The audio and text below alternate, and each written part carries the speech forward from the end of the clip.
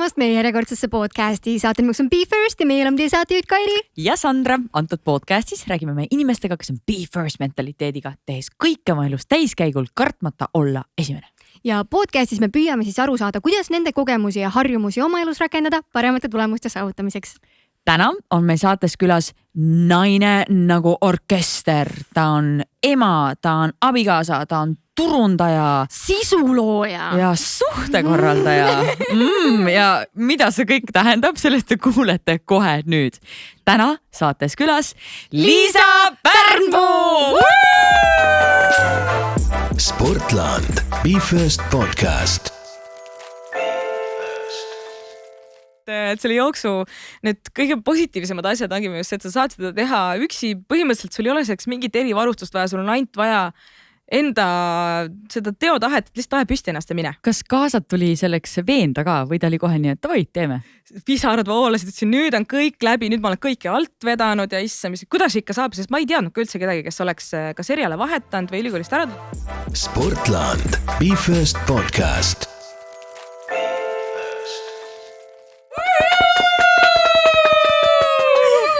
Tere! Mina võin öelda lõpuks ometi, sest et ma olen ikka hoidnud su tegemistel silma peal ja kogu aeg mõelnud, et vau, et kas see tüdruk on naine, tüdruk, ma vaatan, me kõik oleme tüdruk. Et kas ta on päriselt ka selline, nagu ta on? Ja siis sa tulid siit uksest sisse ja mõtlesin, et ongi! Üliäge. Nii tore, et su külla tulid meile. Aitäh kutsumast. Satud tihti linna või oled nüüd juba täitsa maalaps? Ma olen alati tegelikult olnud pigem maalaps, aga jah, praegu satun veel eriti vähe linna. Mis tähendab eriti vähe? No tööalaselt pigem püsin kodus, teen kodust oma töönokitsemised, eks ole, ja kuna meil seal maal on nii mõnus, siis ega ma siia täiega linna kade väga... on vaadata neid storysid lihtsalt mingi oma värkis-särk Tallinnas ajad ja kõnn mööda tänavaid. Jah, see oli ikka suur unistus, mille poole me siin püüdlesime ja nüüd mitu aastat oleme saanud seda juba vaikselt nautida. Aga enne, kui me hakkame sellest kõigest rääkima, siis me ikkagi mängime ühe mänguga, nii nagu meil podcastis kombeks on. Kas sa oled, ma saan aru, et sa oled kuulanud meie episoode, nii et sa tead, mis sind ees ootab. Ja ma olen väga ustav kuulaja. Olen valmis. Kas oled mõelnud kaasa ka tavaliselt, kui teised vastavad, et mingid küsimusi asju või? Ja iga kord. Ma tavaliselt kuulangi siis, kui ma käin jooksmas ja jooksmas käes mul ongi erinevad tujud, et kas ma kuulan podcasti või ma kuulan muusikat ja siis kui ma podcasti kuulan, siis ma alati mõtlen kaasa. No ikka normaalselt paneb see ajusid ragistama, et jumala tihti mul ongi see, et issand, et ma ei oska küll sellele küsimusele vastata, ma ei tea, kui närvis nad peavad olema seal praegu. Aga see on nii äge tehnika, et ise vastata. Ma ei ole selle peale niimoodi väga mõelnud. Ja kuulad, võite meile teada anda, kas on veel kedagi, kes praktiseerib seda, et kui me küsime esimeste küsimusi, et siis nad vastavad ise. See oleks päris huvitav teada. Vinge. Okei, aga lähme esimeste mängu juurde. Switch it up, sa alustad äkki. Okei, davai, rebel. Nii, Liisa, sinu esimene sportlik saavutus. Mul sai üsna noores eas juba selgeks, et ma ei ole kunagi kindlasti üheski spordialas selline liider. Et ma proovisin igasuguseid erinevaid spordialasid, ma käisin purjetamas ja mängisin lauatennist ja kõik need koolikehalised tunnid on ju, et ma ei olnud kunagi seal ladvikus omadega, et eriti kehvad olid mul veel sellised nagu võistkondliku spordialad, et siuke individuaalsport on rohkem nagu minu teema ja mul on reaalselt ainult üks sportlik saavutus võib-olla ette rääkida, mis oligi siis sellest ajast, kui ma mängisin lauatennist. See spordiala mulle väga meeldis, ma 8 aastat käisin selles trennis ja toimusid siis koolinoorte meistrivõistlused Eestis. Wow. Ja minul konkreetselt vedas sellega, et minu koolis oli veel päris mitu sellist kõva lauatennisisti ja 4 siis võistlesime ühes tiimis, esindasime oma kooli. Minu panus oli üsna väike, see oli küll aastal 2004, ma ei mäleta nagu nii täpselt enam, aga me tulime põhikooli arvestuses Eestis esimeseks ja see mul siiamaani meeles, et see on mu ainuke kõige kõvem spordisaavutus. See on päris hea juba. See on minu arust jumala raske mäng. See on nagu nii kiire, sa pead keskenduma kogu aeg 100% selle jaoks, et reaalselt need vastu võtta. Aga pinks on väga äge. Kas sa oskad mängida? Jaa, teate, ma viimane kord mängisin peol. Potikus või? Jaa, potikus täpselt niimoodi. Ja see oli niimoodi, sa mõtled, sa lähed sinna, seal on nagu nii palju rahvast ja siis mul on veel pingekavad sportlik inimene ja siis mõtled, oh my god, ma kindlalt panen pange. Aga väga hästi tuli välja.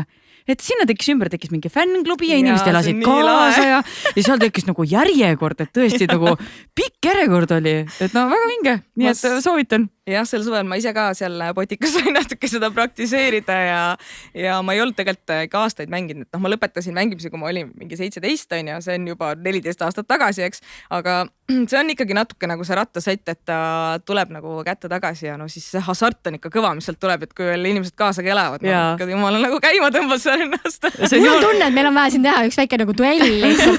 Kas selle laua peal mängib kuidagi välja? Ai, meil on suuremaid laudu ka. Võib-olla mõni, teeme Botikas. Aga siis meie vaatajaid ja kuulajad ei näe ja ei kuule ju. Teeme Vol2 Liisaga Botikas. Davai, sellega ma olen nõus. Aga mina võtan siit kohe teise küsimuse ja meie esimest märgu teine küsimus. Esimene YouTube'i video. Esimene YouTube'i video läks üles ilmselt 5 aastat tagasi. Ja see oli siis filmitud koos minu elukaaslasega ja ega me tollal ei teadnud ju, mida sinna YouTube üles riputada ja noh, eks ma vaatasin selle järgi, et mis siis välismaised YouTuberid teevad, kes noh, tol ajal ikkagi UK-s ja Ameerikas olid YouTuberid juba väga tegijad ja populaarne oli siis filmida erinevaid väljakutseid ja meil vist oligi siis selline video nimega Boyfriend Tag. Seal oli taala küsimused, et kus me esimest korda kohtusime, mis oli meie esimene kohting, et siis vaadata, kumb mida vastab, on ju, et kas siis klapivad omahel.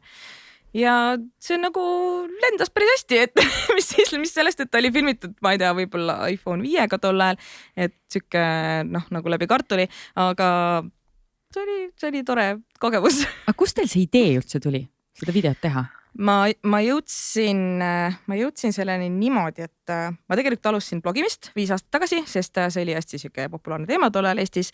Ja kui ma olin mitu kuud blogi pidanud, siis tahtsin midagi lihtsalt lisada natuke sinna kirjatükkide vahele, et oleks ka visuaalselt midagi huvitav vaadata. Ja kuna ma ise YouTube'i videosid päris palju juba tol ajal vaatasin, siis mõtlesimegi, et proovime siis seda ja lisasin, algselt ma lisasingi siis videoid tegelikult blogisse. YouTube'ist siis.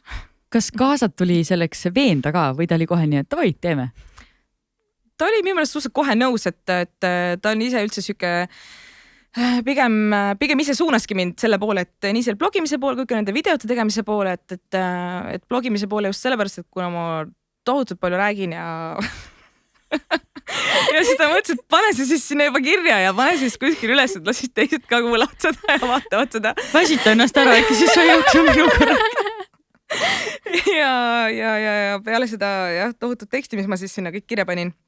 Et eks nende videote tegemisega oligi see hirm, et ega see ei ole ainult see, et sa filmid, et tegelikult seal on ka see monteerimisosa on ju ja veel päris mitu sükst aspekti. Aga tema võttiski siis selle alguses enda peale, et tegeles selle monteerimisega, ta ei olnud seda kunagi varem teinud, aga ta viitsis selle välja uurida, kuidas seda teha ja siis tegelikult esimesed pool aastat ta monteeriski ise kõik minu videod, et mina siis seal lihtsalt kükitasin kõrval ja vaikselt õppisin tema pealt, et nii see alguse sai. Kuidas sulle täna montaažiga lood on? Meeldib, ei meeldi? Mulle kusjuures meeldib täiega, et see pakub mulle nagu hullult huvi ja nüüd ma olengi hakanud tegema ka Instagramis üksid mingid lühivideosid ja mingid ma ei tea, kas sketše või kuidas neid nimetad on ju. Aga just sellepärast, et mind nagu hullult huvitab see nagu monteerimispool, et kuidas need asjad kokku pannakse, kuidas see tulemus sellisena nagu siis inimeste ette saab, et ma ei ole küll mingi siuke väga eriefektide kasutaja või nii, et see ei ole lihtsalt minu stiil, aga mulle üldiselt meeldib monteerida küll. Mis programmi sa kasutad? iMovie't. Tegelikult? Nagu kõigi oma videote? Jah. Ma kasutan tegelikult, ütleme YouTube videote jaoks ma kasutan iMovie't, aga kui ma Instagrami teen, siis mul on telefonis ka mingi mis see läpi niimoodi mäleta. Mingi täitsa suvaline monteerimise äpp lihtsalt, mis on nagu telefonis mugav, sest telefonis iMovie ei ole mugav. Nii, no kuulete, ei ole vaja mingit fancy'seid programme selleks, et hakata tegema ise videosid või kuskilt hakata kätt proovima iMovie. Tegelikult on isegi vist lihtsam niimoodi, sest seal ei ole see nagu ei overwhelmi sind, et seal on nagu mõistlikus koguses asju, mida sa saad teha. Okei, no nende videote tegemine tuleb sul nagu üli hästi välja. Räägime sinu esimesest ebaõnnestumisest hoopis nüüd. Jaa, sellega on siuke lugu, et eks neid tuleb ju siin ja seal, aga nüüd üks, mis eredalt meeles on, mis tegelikult praegu ei ole enam nii-öelda ebaõnnestumine, aga tol ajal see muserdas mind ikka tohutult ja ma olin ikka nagu väga löödud sellest. See oli siis see, kui ma läksin peale keskaat ülikooli. Kusjuures fun fact on see, et ma ei tea, kas te ütlete gümnaasium või keska või keskkool, kuidas te ütlete? Mõlemad. Ma ütlen ka vist mõlemat, jah. Et mul õde, kes on siis minust 10 aastat noorem, ükskord kuulis, kuidas ma ütlesin keska, siis ta oli mingi What is this? Kui vana sa oled? Mis mõttes keska? Et neil on juba siuke gümnaasium rohkem. Aga ühesõnaga, jaa. Et ühesõnaga oli siuke lugu, et läksin siis kohe ülikooli nii-öelda nagu see 1-2-3 programm on ju ette nähtud ja ega ma ei teadnud, mis ma õppida tahan ja valisin siis sealt mingi esimese eriala, et lihtsalt läheks ülikooli, et mis see oli? Valisin siis erialaks Tallinna Ülikoolis kultuuriteaduse, mis tegelikult oli väga lahe eriala, see oli väga huvitav, väga selline minu teema, kui ma just praegu mõtlen, et mis mind nagu köidab, et hästi süke ajalugu, erinevad kultuurid, seal oli veel mingid usundiõpetused ja siuksed arhitektuuri ajalugu, kunsti ajalugu, mis iganes. Et see oli väga-väga huvitav, aga kuskil teise aasta lõpus mul tekkis tohutu kriis, sest et ma tundsin, et okei, kui ma nüüd 3 aastat ära käin ja lõpetan, et see ei ole võib-olla nagu nii praktiline, kui ma tahaksin oma sellest pakast siis. Et ma olen siuke liiga praktiline inimene üldse. Ja siis ma veel mõtlesin selle peale ka, et ma ei ole üldse saanud sellist ülikooli kogemust, nagu ma ette kujutasin, et ülikooli kogemus võiks olla, et sul on see oma kursus ja kõik teevad koos mingeid asju, kõik teavad üksteist. Aga ma ei teadnud mitte ühtegi oma kursakaaslast, ma ei tea, midagi oli seal nagu väga-väga valesti. Et ma ei tea, kas ma ise olin kuidagi millestki nagu valesti aru saanud või ei olnud piisavalt uurinud, aga kogu aeg ma olin üksi, tegin seal oma neid tunde, mitte ühtegi inimest ma ei teadnud seal koolis, et midagi oli minu jaoks nagu valesti. Sa olid ikka õigetes klassides ja nagu... ma olin õiget, ma sain neid oma punkte, aga lõppkokkuvõttes, vaata ikka USA filmidest oled näinud, et see ülikooli kogemus on nagu selline ja milline on ja siis ja siis tekkis suur kriis, sest tegelikult see ei olnud tasuta eriala, et see oli ikkagi päris kallis ja siis ma paaniliselt läksin oma isa juurde ja ma üldse ka nutan hästi palju ja olin täiesti seal pisarad voolasid, ütlesin, nüüd on kõik läbi, nüüd ma olen kõike alt vedanud ja issa, kuidas ikka saab, sest ma ei teadnud ka üldse kedagi, kes oleks kas eriala vahetanud või ülikoolist ära tulnud, et mul kuidagi tutvusringkonnas kõik olid niimoodi ülikoolis käinud ja lõpetanud ja aga see kuidagi tabas mind jah hästi ootamatult. Aga siis tegingi niimoodi, et tulin sealt erialalt ära ja valisin siis juba selle samal aastal kandideerim siis uue eriala, mis oli siis BFM ehk siis Balti Filmi Meediakool, mis on ka siis Tallinna Ülikooli all, eks ole. Ja seal õppisin siis sükst asja nagu PR ehk siis public relations. See oligi ingliskeelne eriala meil ja ma ei tea, kuidas eesti keeles õigesti. Suhtekorraldus ongi. Suhtekorraldus, jah. Et oligi suhtekorraldus ja hästi palju oli ka seal nagu turundust juures. Et ta oli süke hästi praktiline ja juba tol oli süke natuke kaasaegsem eriala. Et see sobis mulle ka väga hästi ja selle ma siis lõpuks õpetasingi, aga jah, see, kui ma sealt esimeselt erialalt ära tulin, et see oli nagu tol ajal minu jaoks nagu tohutu ebaõnnestumine, et kõikide alt vedamine ja siuke, nüüd ma mõtlen sellele, et issand, siis oli jumala lahe, et ma seal käisin ja ma sain seal nii palju lahedaid asju teada, et natuke võib-olla ärgitas ka jälle seda minu ajaloohuvi rohkem, on ju. Et jah. 5 aastat ma küll arvan, et see oli jumala nagu tõenäoliselt väga paljud vahetavad erialasid, lihtsalt sellest ei räägita piisavalt, et noortele võiks rohkem öelda, et see on täiesti okei, sa ei peagi nagu 18-19 aastalt teadma täpselt, mida sa õppima lähed teed 1 aasta ära, vaatad, ei ole üldse sinu oma, lähed teed teise, mis seal ikka. Ja lihtsalt disclaimerina, et ka noortele, kes praegu kuulavad, ka suurem osa täiskasvanud ei tea, mida nad oma elult tahavad. Nii et lihtsalt teadke, you're all good. Jah. Selle ülikooli kogemuse juures ma olen hiljem mõelnud, et tegelikult see PR siis, mida ma õppisin, et ma käisin selle kõrvalt ka juba tööl, turundusagentuuri siis sain tööle ja et ütleme seal agentuuris oli ikkagi 90% sellest turundusest ja PR-ist, mis ma endale nagu praktika mõttes selgeks sain, et ülikoolis eks ta oli natuke siuke teadus nagu tol ajal kuidagi. No ta on baka ka, et seal ongi pigem üldine, et sa teed mingisuguseid English literature asju samal ajal, kui sa õpid nagu suhtekorraldust. Aga sealt ma muidugi sain selle ülikooli kogemuse nagu kätte, mis ma ootsin, et oli see oma kursus ja kõik nagu suhtlesid omavahel ja et kusjuures minu kursaõde oli ka Kristel, kes tuleb teile täna vist ka siia. Vahepeal küsin, mis agentuuris sa töötasid? Hästi väike agentuur nimega MGI turundus. Et ma nüüd just tegelikult hiljuti tulingi sealt ära, et ma olin seal päris kaua aga ülikooli mõttes veel, mis ma olen nagu hiljem mõelnud, et mis ma sealt sain, et kui ma ei mäleta nagu otseselt, et ma oleks sealt mingit hullud teadmist saanud, on ju, aga sealt tuleb nagu see iseseisva õppimise ja üldse siukse kuidagi, jah, iseseisva õppimise osa on nagu see, mis sa saad sealt, mis ei ole nagu, ütleme seal gümnaasiumis sa ei saa seda niimoodi, et ülikoolis sul ikkagi see, et sa ise tead, kas sa käid oma tundides või sa ei käi ja teed oma kodutööd ära või ei tee, on ju, et see on nagu see oluline osa, mis tegelikult ülikooliga kaasneb. Pluss väga ägedad tutvused üldjoontes. No, Liisa, kellel on, kellel ei ole.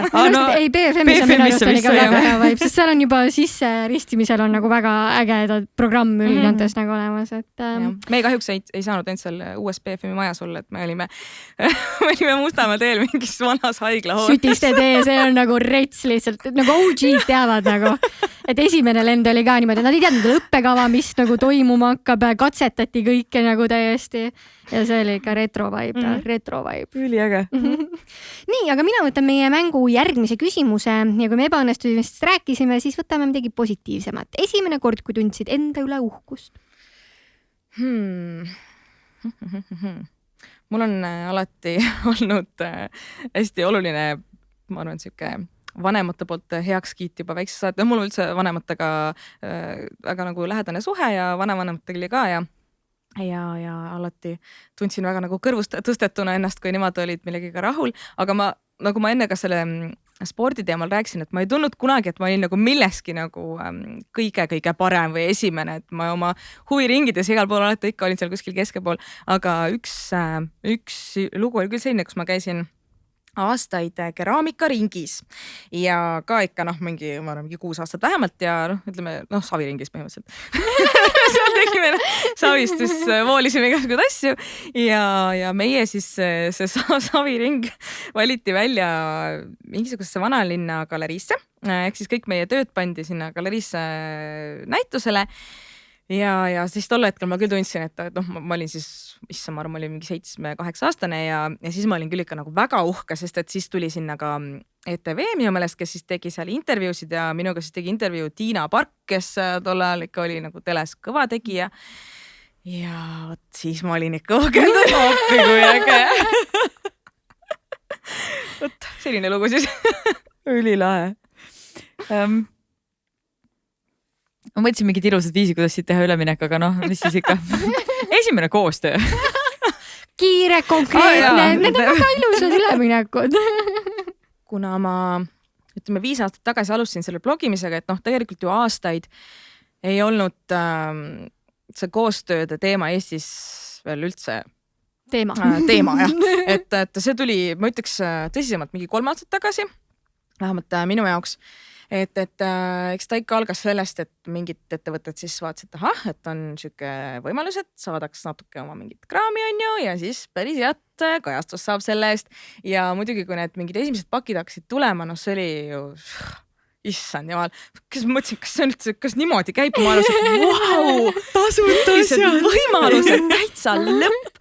Ma olin ikka nii õnnelik selle üle ja ta ikka, ma arvan, mingi aasta-poolteist vähemalt see käiski niimoodi, et ettevõtted saatsidki päris usinalt neid pakke juba ja kõik võtsime, kõik me siis, kes me siis blogisime ja videosid juba tegime, et eks kõik sai ikka vastu võetud suurima hea meelega ja kajastatud, et see on siis nii-öelda ka siuke ikkagi väike koostöövorm on ju nii-öelda partnerina.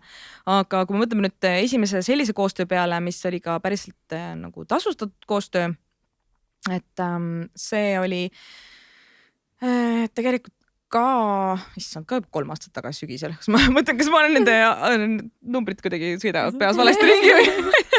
Aga see oli mingi kõnekaart ja täiesti nagu tollal muidugi üldse mitte seotud kuidagi minu mingite huvidega või ma polnud kunagi kõnekaarti kasutanud. Aga see tunne, et sulle kirjutab mingisugune agentuur, kes pakub sulle koostööd ja pakub selle eest veel tasu ja ütleb, et teeme siis selle lepingu on ju, siis mõtlesin nagu okei, nagu I made it. Wow. Nüüd on olemas. Kuigi see ei olnud ju ometi kunagi eesmärk, et hakata mingite koostööde nimel kirjutada filmi, siiamaani see ei ole loomulikult.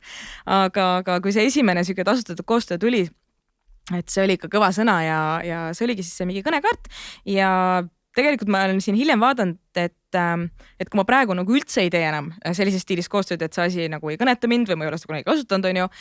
Et tollal päris hästi isegi suutsin nagu kuidagi tööle panna selle enda jälgijate jaoks, et läbi, issand, ma tegin jälle vist videosid, postitusi, igasuguseid asju sai tehtud selle väikse raha eest. Et pole paha. Mis sa tegid siis? Mis ma tegin, sa mõtled siis selle kajastuse mõttes? Mis need lahendused olid? No Instagramis oli, ma mäletan, ma olin veel rase tol ajal. Noh, eks oli ikka mingi Instagrami pilt nagu ikka, on ju, aga video oli siis see, et kunagi mul oli siuke videote sari nagu, ma mõtlen, mis videote sarjaga raames see oli. Mul oli üks sari oli see, et kõlab halvasti, maitseb hästi, mida hullult palju vaadati, mingi täiesti sürri tee nagu. Aga mõtlen neile, ma tegin, kui ma just ei teinud nendega 2 korda selle, ma vist tegin isegi 2 korda selle sama kõnekaardiga koostööd, et minu arust üks neist oligi kuidagi sellega seotud ja üks oli siis see, et ma filmisin siukse video, kus tol ajal oli see ka trend YouTube'is, et teed endale selle mingi pannkoogi-taigna, mingi paksu ja siis üritad nagu teha siukseid nii-öelda graafilisi pannkooke, et ma siis nende seda logo üritasin nagu teha kuidagi mingi värvilise taignaga veel ja hullult seal nägin vaeva sellega, et kuidagi see oli nagu selle ümber üles ehitatud, no täiesti nagu sirva. Nii äge! Ma ei tea, see töötas nagu täitsa hästi ja sealt siis sai see esimene tasustatud koostöö tehtud. No me räägime nendest koostöödest kindlasti veel, sellepärast, et see on nii põnev maailm minu jaoks, ma tahan alati selle kohta rohkem teada. Aga meie esimeste mängu viimane küsimus. Esimene unistus. Mul tuleb siin tegelikult 2 asja meelde, mis mõlemad on mu jaoks kuidagi päris märgilise tähtsusega, et esimene siuke, ütleme, lapsepõlve, ikkagi lapse unistus oli see, et ma tahtsin väga endale oma esimest Barbit, ma arvan, ma olin siis äkki 5-aastane ja vanematel ei olnud tegelikult mul võimalik siis võimaldada kunagi neid populaarseid mänguasju, mis tollal olid need Pillebaleriina, Furby, Tamagotchi, kõik need on ju, et ma nii tohutult tahtsin neid, aga no lihtsalt ei olnud võimalik, on ju. Ja see kõik saab tegelikult alguses sellest, et ma kunagi väiksena üldse elasin Saksamaal paar aastat ja siis peale seda elasime Eestis ja kui ma olingi 5-aastane, siis ma teadsin, meil tuleb mingi 1-2 pärast uuesti reis Saksamaale. Isa ütles, et siis okei, on aeg koguma hakata. Ja hakkasin siis oma sellest miniatuursest taskurahast, mis võib olla mingi 5 krooni on ju, ma ei tea, nädalas 6, kuidas iganes see oli, hakkasin vaikselt koguma ja lõpuks, kui see reis oli siis käes nende aastate pärast, siis vanemad olid siis nõus mulle poole juurde panustama ja siis me saad Saksamaalt, mis oli muidugi tol ajal Eestist on ju valgus kaugusel ees on ju, et sealt ma siis sain oma esimese Barbie, mis oli Merineitsi Barbie punaste juustega, ta oli see Ariel. Teate küll enne sealt. Et see oli mu jaoks nagu hästi tähtis saavutus, et sealt hakkab mu see rahakogumist teekond. Tublid vanemad, niimoodi peabki õpetama, tahad midagi kogud. Jah, et see oli mu jaoks väga tähtis mänguasi, aga üks unistus veel, mis mul oli mõttes, mis oli mu jaoks väga tähtis, mis oli no ütleme ikkagi palju hiljem tuli, aga ma tahtsin saada ametilt hästi kaua, ma tahtsin arheoloogiks saada tegelikult, sest see maailm nagu nii hullult köitis mind kuidagi, aga no ma muidugi oma enda jaoks vist kujutasin peas ette, et see arheoloogide töö ongi umbes ainult see, et keegi jälle avastab midagi ja siis mingi, võtan oma pintsel, võtan oma haamer ja siis lähen pintseldan vaikselt neid mingid luid ja alati leian midagi ja minu peas see nagu oli niimoodi see arheoloogi amet, et see on kindlasti, see on ainult mingi jäämäe tipp on ju. Aga samas lapsepõlves sul ongi nagu sellised lihtsustatud arusaamad asjadest, et jah, huvi nagu vana ja ajaloolise vastu on päris noorelt alguse saanud. Väga põnev, sest mina mäletan esimene YouTube'i video, mida ma sinu poolt vaatasin, oligi mingi, see võiski olla mingi 2-3 aastat tagasi ja see oli ka mingi ajaloo, sa rääkisid nii ilusti neid ümber ja ma iga kord kuulsin, mõtlesin, nüüd ma saan sellest palju paremini aru. See käis, väga lahe. Jah, eks ja teistsugune sisu ka, et ei ole väga palju YouTubereid, kes teeks nagu sihukest asja. Jah, eks see on praegu see minu üks põhinišše muidugi YouTube'is, mida kõik hullult tootavad, aga mida ma muidugi enam praegu nagu nii palju toota ei suuda, et kui ma neid videosid teen, siis ma tahan, et see temaatika nagu 100% kõnetaks mind esmalt, et mul oleks ka huvitav ise seda teemat nagu otsida, et mida rohkem ta mind kõnetab, seda parem see video lihtsalt tuleb, on ju. et seepärast neid tuleb ka praegu harvem, aga just eile. Nägin ilu mingeid. Just. Et jaa. Väga äge. Noored. Me saime meie esimeste mänguga ühele poole. Suurepärane.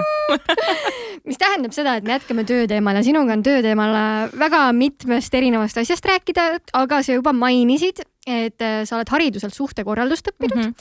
Kas sa räägiksid inimestele, mis asi see üldse on, sest enamus inimesed ei tea, mida see tähendab. Mida sa siis teed? Või mida sa peaksid tegema? Kui ma vaid ise teadsin. Kas sa ei teinud niimoodi? Kelle suhteid sa korraldad? Ma küll sisseastumiseks õppisin sõna-sõnalt pähe selle, et mis asi on suhtekorraldus. Ilma ise aru praegu ei mäleta enam, aga ma ei saanud mitte midagi aru, mida see tähendab, aga õppisin pähe, et mis on. Mis aastal sa muidu käisid? Millal sisseastumine oli? Ma arvan, et ma olin BFM üks esimesi lende, ma ei mäleta, mis olla võis. Ma olen nii vana juba, et ma nagu... Mõtlen, kui siis astumine, ta oli 2010, on ju. Äkki ma olin siis 2009. Tagasi, tõesti ei mäleta. Mulle siuksed natuke nagu närvesöövad olukord on ilmselt, ma arvan, ma olen nagu peast kustutanud lihtsalt, et aga see suhtekorraldus, mis sa muidu ise õppisid? Suhtekorraldust. No oot, siis on see haridustee tehtud. Ma lihtsalt istun siin niimoodi. Kui ise töötad kommunikatsiooniagentuuris, proovi olla nüüd, sa pead väga hästi teadma, mis see endast kujutab. Tead, ma ütlen sulle täitsa ausalt, et see kooli aeg on mul nagu nii hägune kuidagi, et kuna ma töötasin ise juba tollal turunduse reklaami peal, seal agentuuris, et siis ikkagi mu põhi nagu aur ja fookus läks selle turunduse peale, et kõik need mingid turundusteemalised loengud, mis meil olid, et ma ikkagi nagu neist võtsin selle kõik välja, mis mul vaja oli, on ju. Et jah, see suhtekorralduseks, et seda ma ilmselt otseselt kunagi niimoodi selle nime all tegema ei hakka ise, et ma tõesti, on kuidagi siuke... Aga kas teil ennul oli juba see ka, et te õppisite kaameras esinema ja rääkima nii edasi, et see tegelikult tuleb sulle tänasel karjääril päris palju abiks, on ju? See oli väga lahe tund oli just see, kus me kaameras õppisime, et meie õppejõud oli ju Peeter Tooma, ma ei tea, kas sul oli ka? Ma arvan küll. Jah, et Peeter Tooma kuulsaks sai ju tegelikult sellega, et tema laulis Viimses reliikvias seda põhilaulu. Mis see põhilaul oli, ma ei hakka seda siin laulma. Aga miks mitte? Kindlasti meil on kuulajad, kes tahavad seda kuulda. Ta oli nagu siuke karakter, et jah, need kaameratunnid olid väga lahedad, aga jah, need loengud, mis mulle rohkem meelde jäid, olid turundus ja kõik, mis oli seotud nagu inglise keelega, üks mu lemmikuid tunde oligi, mis selle nimi võis olla, mis asi see oli? Mingi siuke inglise keele loengi ühesõnaga, kus me pidime kogu kirjutama mingid lühilugust inglise keeles ja see lektor oli ka vist ameeriklane ja kuna see siis eelnes nagu minu sellele nii-öelda blogi algusaegadele, siis ma kohe tundsin, et mul see kirjutamine hullult hästi nagu sobib ja just inglise keelne ja et see nagu oli see, mis ma sealt rohkem kaasa võtsin, nii et ma ei oska sul kahjuks öelda praegu. Oota, aga blogid sul tuli ju eesti keeles ikkagi, blogi on sul full on eesti keeles. Jaa, on küll, jah. Aga sa korra mõtlesid ka, et äkki minna rahvusvahelisele turule ja hakata kohe inglise keeles kirjutamasse? Ei, ma ei hakanud, ma tahtsin enda rahvast rõõmustada. Mõtlesin alutama ikka siin. Oma sõbrad ja pere ja vanaema saaks ikka lugeda, mis inglise keeles. Aga praegusel hetkel sa tegelikult, sa ütlesid küll, et sa tulid agentuurist ära, aga sa tegeled siis, kuidas selle kohta võib öelda, vabakutselise turundajana, turundad ise ennast? Jaa, tead, see on väga hästi öeldud, et mulle viimasel ajal endal on ka väga meeldinud öelda, et ma olen turundaja, et need igasugused sildid, mis on siin sotsiaalmeedias meile ju külge pandud, need on ju kõik välja mõeldud mingite, ma ei tea, mis inimeste poolt ja kus kohas, et mingi mõjuisik, suunamudi ja... Kas sa ei tunne ennast suunamudijana või? Issand, ma jälestus. Ma ei saa aru, miks kõik seda jälestavad. Ma ei saa aru, minu arust see on nagu nii suur kompliment. Minu arust see on nii nunnu sõna lihtsalt, see sõna ise on mudija. Tead, sisulooja. Sisulooja on üks mu lemmikuid. Tõesti, mulle meeldib nagu lisaks sellele tavalisele sisule, mis ma postitan, mis ka kõik inimesed muidu postitavad sotsiaalmeediasse, et ma natukene ka üritan sellist nagu loovat sisu sinna postitada, et seepärast mulle meeldib see sisulooja. Aga tead, miks see suunamudija ja see mõjuisik, ma arvan just närvi neid inimesi, kes sellega tegelevad. Sellepärast, et vähemalt need inimesed, keda mina isiklikult tean, et meie eesmärk ei ole ju sotsiaalmeedias ainult mõjutada kogu aeg kedagi, et ma ei taha mõjutada iga asjaga, et ma lihtsalt täpselt samamoodi näitan oma igapäevast elu nagu kõik teised inimesed, et seal vahel on natuke ka turundust sekka, aga jah. Aga see vahe minu arvates ongi, et nagu mina saan olla nagu tavainimene, kuna ma ei tee koostööd oma sotsiaalmeedias, mis tähendab, ma jagan, aga niipea, kui sa võtad ikkagi raha vastu selle eest, siis bränd eeldab, et sa mudid teatud suunas asju, mis tähendab, et sa juba oled suunamudija. Et see nagu vahe tegelikult on, et ta lihtsalt defineerib su ära sinna kategooriasse, kus sa saad tasu selle eest ja sa oled nagu võtnud selle vastutuse, et sa mingis suunas nagu inimesi mõjutad. Seda muidugi, et ma kindlasti väga pooldan seda, et ikkagi sa võtad selle vastutuse ja teadvustad endale, et tõesti sa mõjutad nende postitustega, et ma ju ometi saan ise ka sellest aru, et muidu ma ei küsiks selle raha. No täpselt, mina olen nii palju asju ostnud puhtalt inimeste soovituste pealt, kes ongi mõjuisikud ja suunamudjad, sest esiteks ma usaldan teid, on ju, et kui sinusugune ilus tüdruk ütleb mulle, et nagu see on kõige parem jumestuskrem, ma jooksen poodi, on ju. Et praegu kuluks ära. Ma olen näiteks ostnud asju sellepärast, et Kairi ütleb need head. Et tegelikult jah, see sisulooja ja turundaja, need väljendid mulle väga meeldivad, aga no jah, siin ongi puhtalt see vormistamise küsimus, on ju, et kes, mis väljendid kasutada tahab, et jah, loomulikult ma annan endale aru, et ma ju mõjutan seal neid, et see ongi see turunduse eesmärk. Kas oli mingi konkreetne hetk, kui sa said aru, et sa oled vabakutsuline turundaja, ütleme siis nii? Oli küll tegelikult, et see hetk oligi umbes siis, kui ma jäin lapsega koju, eks ole, lapsehoolduspuhkusele ja kui see lapsehoolduspuhkus hakkas läbi saama, just ütleme siis see emapalk on ju, mis on Eestis siin isegi heldelt 1,5 aastat ju makstakse, et siis tuli nagu tõsiselt mõtlema hakata, et mis sa teed, et kas sa lähed siis tööle tagasi, paned lapse lasteaeda või siis siin pusid natukene aktiivsemalt on ju sellega, mis ma olin juba tegelikult siin mitu aastat teinud.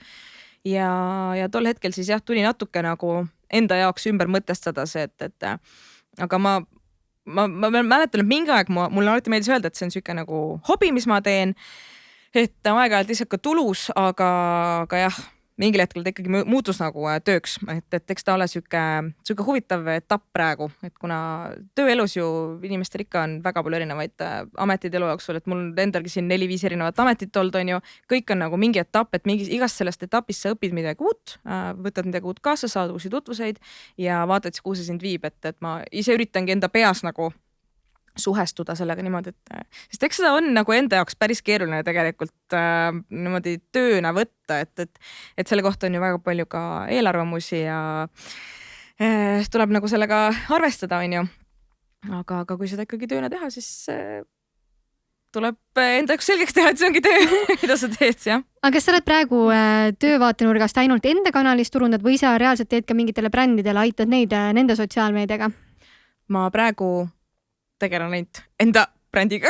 Aga kui oleks mõni bränd, kes ütleks nagu, et nii, ma tahan, et mul on nagu Instagram on nii tuksis, ma ei saa aru, mida ma teen seal, kas sa tuleksid appi? Ma olen tegelikult kunagi seda teinud, nipet-näpet ühele brändile, aga siis mu enda sotsiaalmeedia oli veel pigem siuke hästi algeline ja mul ei sobinud see töö eriti, et ma läksin sellest väga stressi, et ma planeerisin hästi pikalt ette, palju postitusi, pildid, tekstid ja ma olin sellest kuidagi nii stressis, et see on siuke, siis ma nagu lõin seda sisu üle, et liiga palju lihtsalt, et eks see on jah siuke balansseerimise küsimus, et täpselt samamoodi nagu balansseerimise küsimus just see, et kui palju sa seda turundusosa tood oma sellesse sisu või sellesse sotsiaalmeediasse on ju, et oleks nagu vastuvõetav nii su jälgijatele kui ka su enda standarditele, et olenevalt, mis need siis standardid on ju. et ma ei tea, oleneb ilmselt väga palju ka sellest brändist, et aega on sealt ka muidugi palju edasi näinud, kui ma seda tol ajal tegin. Et eks ma olen sealt väga palju nüüd õppinud juurde, täitsa võimalik. Ma olen alati selles suhtes pigem jah, hoian silmad-kõrvad lahti, mis kus toimub, kas keegi midagi kuskil pakub, on ju. Aga praegu olen jah ainult selle enda brändi juures siis. Aga kuidas sa enda brändis oled selle ära jaotanud? Mis sul see osakaal on, kui palju sa koostöid võtad üldse? Ma üritan võtta tegelikult nii vähe kui võimalik, aga mul on jah enda jaoks ikkagi paika pandud kindel süsteem, et ma olen hästi siuke süsteemne inimene üldse ja et seda enda stressitaset hoida nagu madalale, sest et kui sa seda sotsiaalmeedia tööd teed, no sa oled kogu aeg telefonis ja arvutis, see on õudne, lihtsalt sul on siuke üleküllastus tegelikult. Sandra, sa tead, millest sa räägid? Ei, aga mu screen time teab. jube, kui see screen time'is. Täna hommikul tuli raport, ma ütlesin nagu, ma ei julge seda vaadata.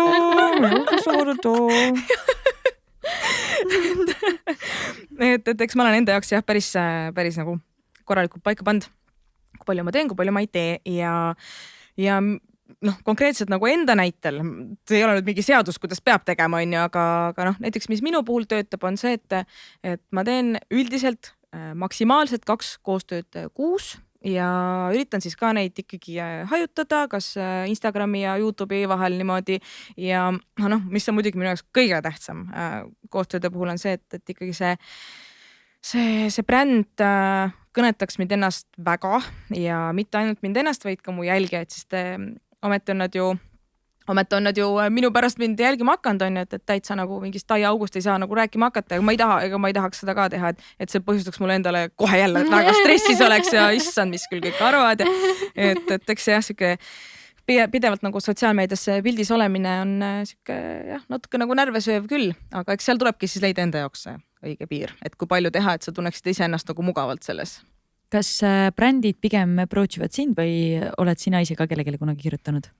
No nüüd siin tead saab öelda küll, et kõik koostööd saadetakse pigem jah, algatusega brändi poolt, et ma olen ainult ühe korra kirjutanud kunagi ühele brändile, kui mul sai YouTube'is täis 3000 jälgijat ja ma tahtsin väga neile teha mingit siis seda giveaway mängu, on ju, et ja siis bränd ütles mulle ei ja siis ma mõtlesin, okei, noh jah, siis tühi siis temaga. No ühe peale, mis mõttes? Et jah, rohkem ma ei ole tõesti pidanud kellegi poole ise pöörduma. On seal mõni unistuste bränd, kellega sa tahad koostööd teha? Ma tean, et sa tahtsid nagu sama küsida, ei ole midagi, ma küsin siis ära. Ma mäletan, kellelgi oli teil see sama küsimus ja minu meelest see vastus õige, kas võis olla, äkki Ingeril oli see või? Issad, kuidas sul hea mälu on? Mulle Ingeri oma väga meeldis podcast ka, et ma kuulasin seda väga hoolega. Inger ütles minu arust Nike isegi.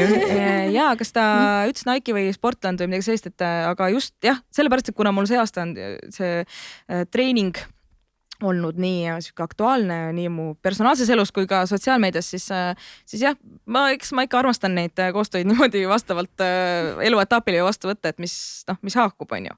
Et see oleks muidugi väga tore. Kumb siis nüüd, Nike või Sportland, kellele me ütleme, peame siin eetris nüüd? Teeme siis Sportland. Lisanna, palun, kirjutame siis.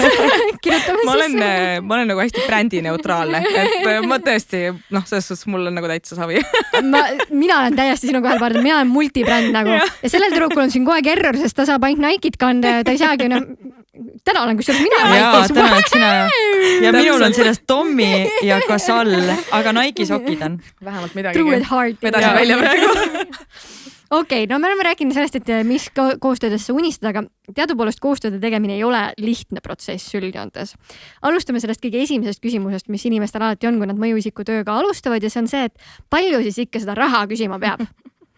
Mille järgi sina kuidas seda paika panna? Kuidas nagu, et kas ma pean küsima 2000, kas ma pean küsima 20? Aga jaa, ma lihtsalt ütlen vahele, et see on väga oluline küsimus, sest et mul on olnud viimase nädalate jooksul päris mitme suure jälgijaskonnaga mõjuisikuga vestlused, kes on samamoodi olnud, et nemad ei oska küsida. Ja siis me nagu kõik vaatavad ja mõtlevad, et kindlasti teavad ja kõik teavad, mida nad teevad. Ja no ei tea, et sellest on nii hea on seda infot jagada. Ja väga paljud on teinud väga palju tasuta tööd. Ja ei tohi liiga vähe ka küsida. Turgu ei tohi selkida. Jah, ma olen ka ikka alati nõuandena andnud, et jah, vähe ei ole mõtet küsida, et kuna ma olen ise ka turunduses reklaamis töötanud, et eks ma olen näinud neid numbreid, mis siis suurtel ettevõtetel läbi jooksevad erinevatest, olgu siis traditsiooniline meedia või sotsiaalmeedia, et tegelikult ma ju tean, kui palju nad maksavad millegi eest, eks ole, aga eks see väga palju oleneb jah, ka su enda brändist, et kindlasti üks asi on, et see jälgijate number on ju, aga väga tähtis osa on ka sellest, et kuidas sa ise seda või mis sisu sa nagu neile vastu pakud, on ju. Et ma ise olen, kuigi ma muidu olen siuke hästi nagu kahtlev inimene, kahtlen kõiges kogu aeg, et kas ikka oli õige, kas ikka oleks pidanud nii tegema, siis tegelikult ma võin täna öelda, et ma olen päris nagu rahul selle stiiliga, mida ma suudan siis nendele brändidele pakkuda, kes minuga koostööd soovivad teha ja näevad siis mind nii-öelda enda brändi esindajana, et see on alati väga-väga meelitav üldse, kui tegelikult mingi bränd sulle kirjutab ja on nii-öelda sind sotsiaalmeedias tähele pannud ja seda sinu stiili märganud, et minule meeldib alati midagi natukene uut teha, olgu see siis pildi, video formaadis, kuidas iganes, et see oleks huvitav mulle endale, see oleks huvitav brändile ja see oleks alati ka midagi natukene uut ja teistsugust mu jälgijatele. Aga see ei ole jällegi muidugi mingi seadus, mida kõik peavad tegema, et kõigil on ju oma stiil, kuidas nad teevad, milles nad ennast mugavalt tunnevad, aga need on lihtsalt need asjad, mille järgi mina oma hinna nii-öelda olen siis välja kujundanud, sellest on nii raske rääkida, ma ütlen ausalt, et sellest on kuidagi siuke et avalikult nagu üldse isegi ka mingite, mingi uute inimestega tutvud, tead imelik on nagu öelda küll, et mingi ma siin sotsiaalmeediast teen midagi. Eks ta on veel ikka natuke siuke, vaata, natuke lapsekingades, kuigi ta on ikka aastatega kõvasti õnneks edasi. Sa pead lihtsalt ise seda brändima kui kõige ägedamat asja, ma teen sotsiaalmeedias. Üritaks küll olla siuke hull enesekindel, aga kui on siuke inimloomult olen siuke natukene siuke kahtleja, aga mul õnneks ütleme, siuke toetustiim on nagu päris hea taga, kas või nagu pere näol või seda ma vaatan küll vahest sotsiaalmeedias, et miks ma tunnen ennast, vaata sotsiaalmeedia on ju põhiasi, mis tekitab naistele, kellel iganes mingi, tahaks ka seda, tahaks ka selline olla, on ju. Et põhimõtteliselt ainult üks asi, mis vahest on minu jaoks küsitav, on see, et ma ei tee oma pilte nagu mingi hästi profi kaameraga ja ma olen mõelnud, et sellega ma võib-olla peaksin natukene nagu oma levelit tõstma, et mulle väga meeldivad need pildid, mis on tehtud nende profi kaameratega, et muidugi iPhone on ju ka juba super töövahend, et minu põhifotograaf on ka tavaliselt minu õde, kellel on õnneks väga hea silm fotodele ja stiilile, et ta on mul fotograaf, stilist, juuksur, meikar. Palju ta palka saab? Tavaliselt ma teen talle ühe lõuna. 10%. Ei vä? et sellepärast ma mõtlengi, et mul see nagu tugigrupp on kohe hea nagu omast käest võtta, et see on ka nagu hästi oluline. Aga eks peab nagu endale neid loovmõtteid ka nagu jaguma, et ma mäletan, kui ma seal turundusagentuuris töötasin, ma alati mõtlesin, et mina ei ole loovinimene, et me töötasime disaineritega ju igapäevaselt koos ja mina olin projektijuht ja töötasin siis nii-öelda numbritega ja suurimate lihtsalt mingid kampaania ideed ja nii edasi, on ju. Aga see loov nagu visuaalne pool oli alati disainerite peal ja ma nii imetlesin neid, et täitsa lõpp, et lihtsalt tuleb peast mingi mõte juba olemas sul seal prostrid, plakatid, mis iganes on ju. Et nüüd ma olen nagu näinud viimase paari aasta jooksul, et ilmselt see minu loov külg ongi lihtsalt peitub milleski natuke muus, et ma olen nüüd päris hästi saangi väljendada seda siis sotsiaalmeedias on ju. Olgu need siis koostööd või ka tavalised postitused, et enamused ju need videosketšid, mis ma seal teen, on ikkagi koostöövälised on ju, et lihtsalt minu jaoks väga fun. Mul meeldib neid oma peas välja mõelda, kuidas teha neid üleminekuid ja kuidas midagi olema peab ja muidugi see sünnib umbes niimoodi, et mul pool aega on telefon on lakke teibitud, et oleks nagu mingi lahe view vaata sealt laest. Aga mul ei ole mingeid vahendeid kodus, et asju nagu paremini ellu viia. Aga jaa, oota, mis meil üldse küsimus oli? Ma mõtlesin, et sa hästi sujuvalt lihtsalt nagu eirad seda küsimust, seda raha küsimust, et Eesti inimesed ei taha vastata, et siis nagu sujuvalt liigud lihtsalt edasi.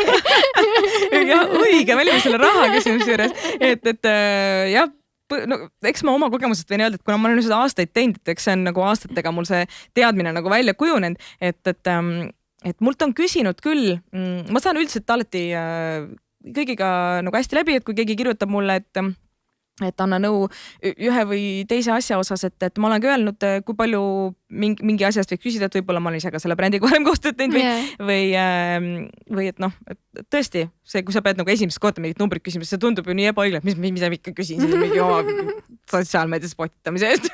Aga tegelikult sotsiaalmeedia on ikkagi reklaamiplatvormina praegu ju ikkagi top, et seda tuleb nagu mõista, ütleme nii, et brändid kindlasti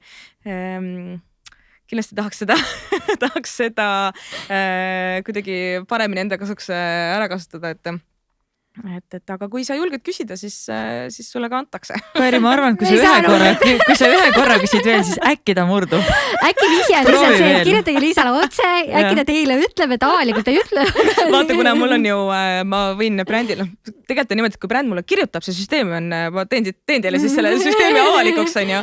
Et kui bränd mulle kirjutab, siis esimene asi on see, et ma võtan tavaliselt mingi päeva 2 mõtlemiseks, et kas, kuidas, miks, kellele, kas üldse, on ju. Ja kui tõesti ma näen, et see koostöö ei sobi, ma tänan neid tavalist pakkumise eest ja ma ka toon neile põhjenduse, et miks ei sobi, sest see on ka nende jaoks tegelikult arendav, et kus nad muidu saavad teada, et ma ütlen neile lihtsalt ei, siis nad ongi okei. Fine. Ei tülbe tüdrukna, mis mõttes? et ma annan neile põhjenduse, miks see ei sobi, olgu siis, et see ei sobi mulle või mu jälgijaskonnaga kuidagi ei haaku või lihtsalt praeguse eluetapiga ei sobi. Ja ma olen tihtipeale ka brändidele andnud soovitusi, kelle poole pöörduda, et näiteks kas või mingid lastebrändid, et näiteks kui minu poiss on juba 3-aastane ja need asjad talle konkreetselt ei sobi, mis see bränd sobib, on väiksematele, siis ma lihtsalt ütlen 5 Instagrami, kellele see sobiks, on ju. Et lihtsalt neid ju ka edasi aidata sellega. Aga nii, kuidas mul nagu jutt kogu aeg läheb? See on lihtsalt see, et ei taha vastata mingile konkreetsele küsimusele.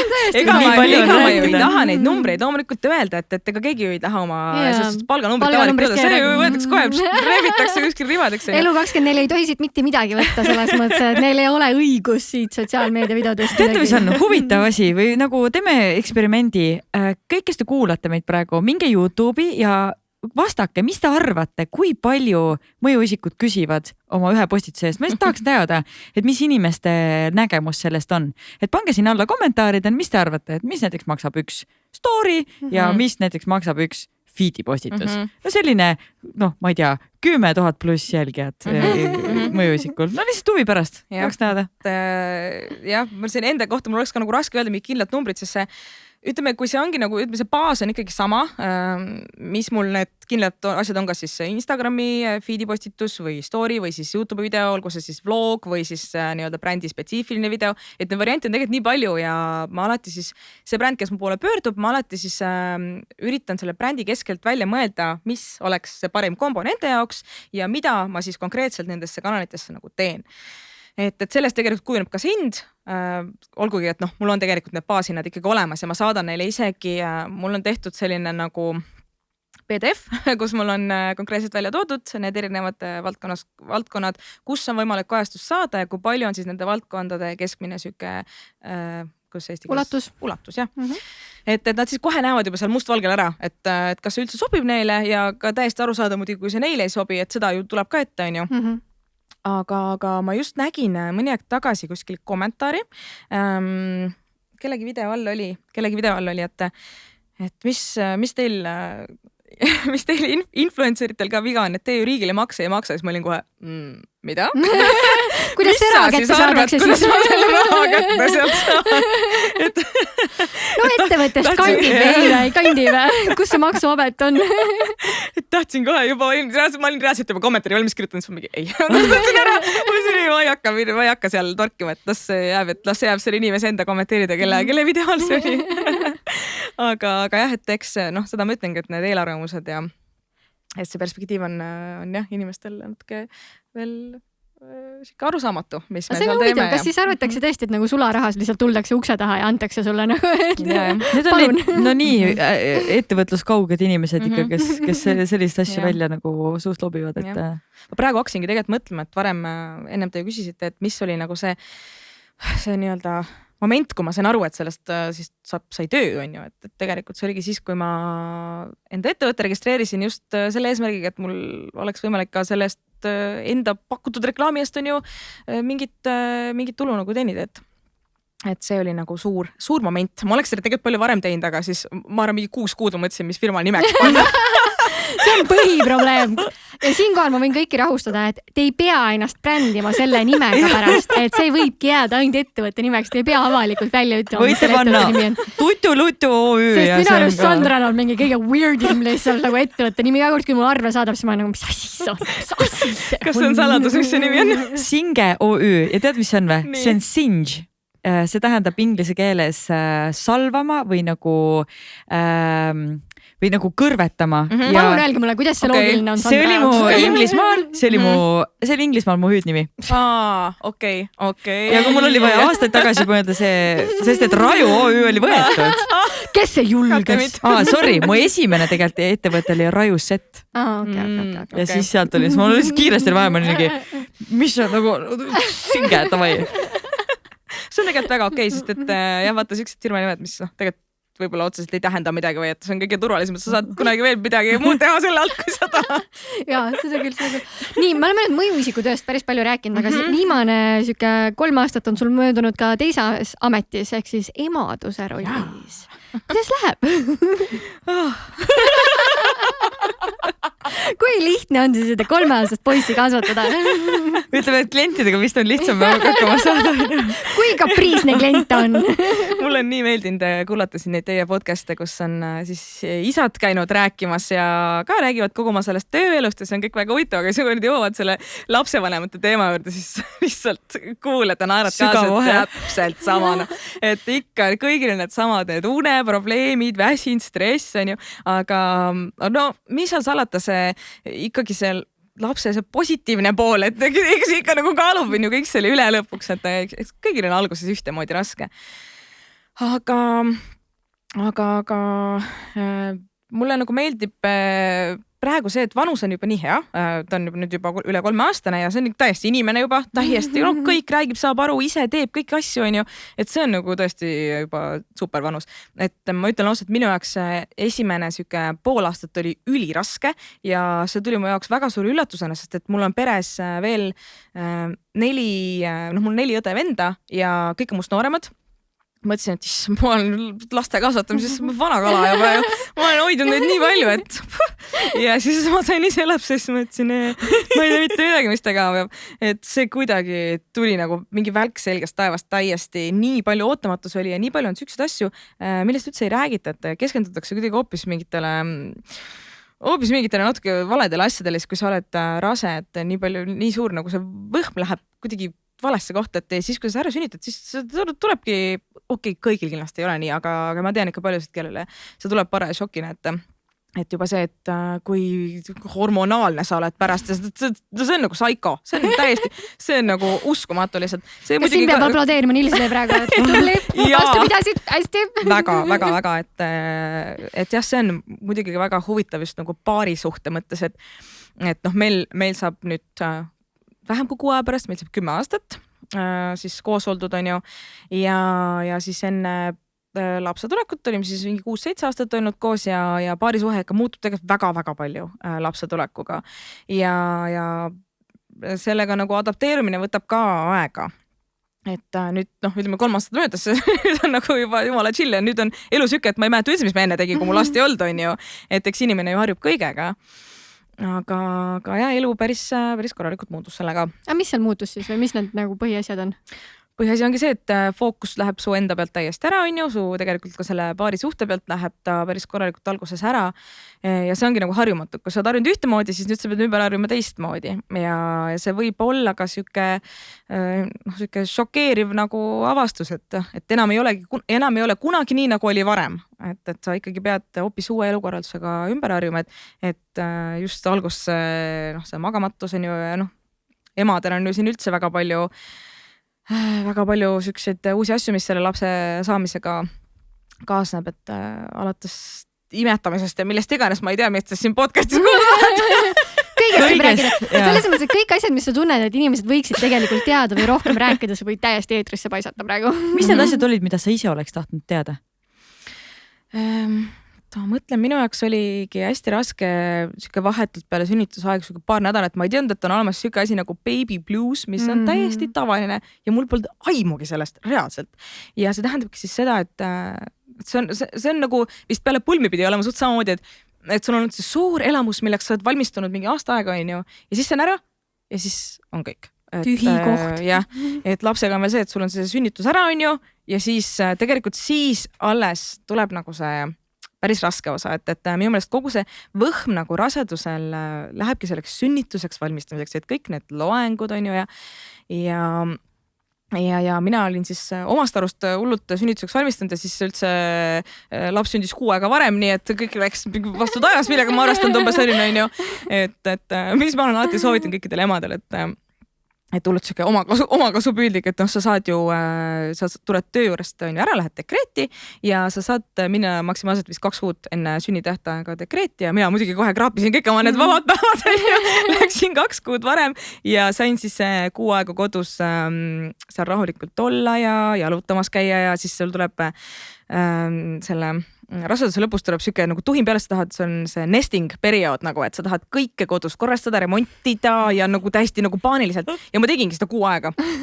Ja siis oligi reaalselt niimoodi, et kui ma oleksin läinud see 6 aega varem dekreeti, mis muidu minnakse, siis ma oleks kodus saanud tal 1 päeva, sellepärast et ta sündis 6 aega varem onju ja kas seda ei tea kunagi ette. Et ma olen nagu nii tänulik sellest, et ma olin nii omakasupüüdlik ja läksin 2 kuud varem ja ma olen nagu julgustanud seda naisi tegema. Et see on nagu sinu aeg, et tegelikult nagu noh, see, et naised on rasedad, see on no tohutu eneseületus ikkagi tegelikult, et mida mehed kahjuks ei saa kunagi kogeda. et jah, et siis sa tükk aega valmistud selleks sünnituseks, aga jah, siis kõik see, mis pärast seda tuleb, et ma ei olnud selleks ikkagi nii hästi valmis. Ja kindlasti mängis seal suure rolli ka see, et ta tuli varem, on ju. Aga õnneks mul oli väga toetav ju elukaaslane kõrval, kes on nüüd vanemad on ju 50-50 on ju, et ema ainukene veel lisapluss on see, et sa saad imetada kõik ülejäänud asjad ometi on ju, sa saad ju teha 50-50 on ju, et nii tänulik olen selle eest, et ta tegi mulle selle aja nii palju kergemaks, kui ta oskas ja suutis, tema ju täpselt samamoodi oli esmakordselt lapsevanem, et see on nagu naistel võib raske olla, aga meestel täpselt samamoodi on ju. Aga sul ei olnud seda, et sa ei julge, hästi paljud emad nagu arvavad, et isa ei saa hakkama vaata, et ei julge väga nagu, ei ma tean paremini, ei ma teen ise, kas teil ei olnud sükest asja? Kindlasti alguses natuke oli, aga ma arvan, et see läks see võib-olla mingi päevade küsimus, kui ta läks üle, sest et kuna me olime natuke kauem haiglas sees, siis juba seal haiglas ma nägin, et kui ta näitab ise initsiatiivi üles, siis ma ometi usaldatud seda inimest seda teatada, on ju. Et kui ta näitab initsiatiivi üles, siis see tähendab seda, et ta ise usub, et ta saab hakkama, sest et kui mina teen esimest korda, tema teeb esimest korda, siis las ta siis proovib, on ju, et mina samamoodi proovin neid asju esimest korda. Laps ka 50-50 on ju. et lihtsalt, kuna ma usaldasin teda, siis see nagu aitas väga palju kaasa, et sellega vähemalt läks väga hästi. Aga väga paljud emad mõtlevad, et et kui ongi nüüd laps on juba 2-aastane, et siis tegelikult igatseb nagu seda tööelu ja teisi inimesi, et kas sa ei mõelnud, et tahaks kohe nagu tööle tagasi minna, kui... Ma ei mõelnud seda sellepärast, et tegelikult ma tegin juba ju, ma arvan, et kui Nikolas oli mingi, ma ei tea, poolaastane, ma blogisin ju tegelikult kogu aeg, et ma blogisin ja tegin ju Instagrami kogu aeg ja eks sealt vahepeal kõrvalt jooksid ka need mingid väiksed koostööd, kas need olid siis partnerkoostööd või kuidas iganes, et jooksid ikkagi läbi ja ma tundsin, ma saan ennast nagu teostada ikkagi, et ma olen hull nagu tõmbleja ja tahan väga palju asju kogu aeg teha ja siis kui ma ei oleks nagu midagi teinud, siis kindlasti jah, ma oleksin tahtnud kuidagi tagasi minna, see oleks väga raske kindlasti, mul olnud nagu kanaema olen ka, aga see on olnud ikka tõeline õnnistus praegu, et ma olen seda saanud niimoodi kodus teha, et eks ma sellepärast olen ka sellega nüüd nii palju tõsisemalt tegelema hakanud, et ma saaksin seda kodust töötamist nagu jätkata, et ma tunnen, see praeguses etapis sobib mulle nagu ülihästi, et kui ma ikka töötasin kontoris päevast päeva, aastast aastasse, siis väga tihti ikka seal unistasin, vaatasin ankast välja, et tahaks lihtsalt kodus olla.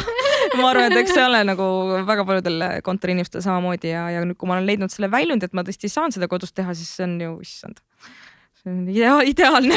Aga kas sa lapse kõrvalt kuidagi üle ei tõmmanud ennast, et juba tegid koostööd ja töötasid, et niigi see on ju täiskohaga töö nagu lapse kasvatamine, et kuidas sa sealt kõrvalt veel jõudsid?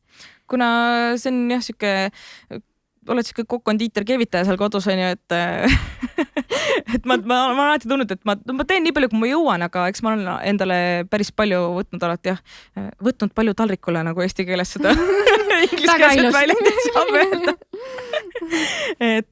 Aga ma kuidagi päris hästi nagu suudan monitoorida seda, et ma ei tõmba ennast ribadeks, et eks ma teen ainult seda, mis mulle meeldib, et ma tunnen, mul on ju ometi õigus valida. Tubli tüdruk.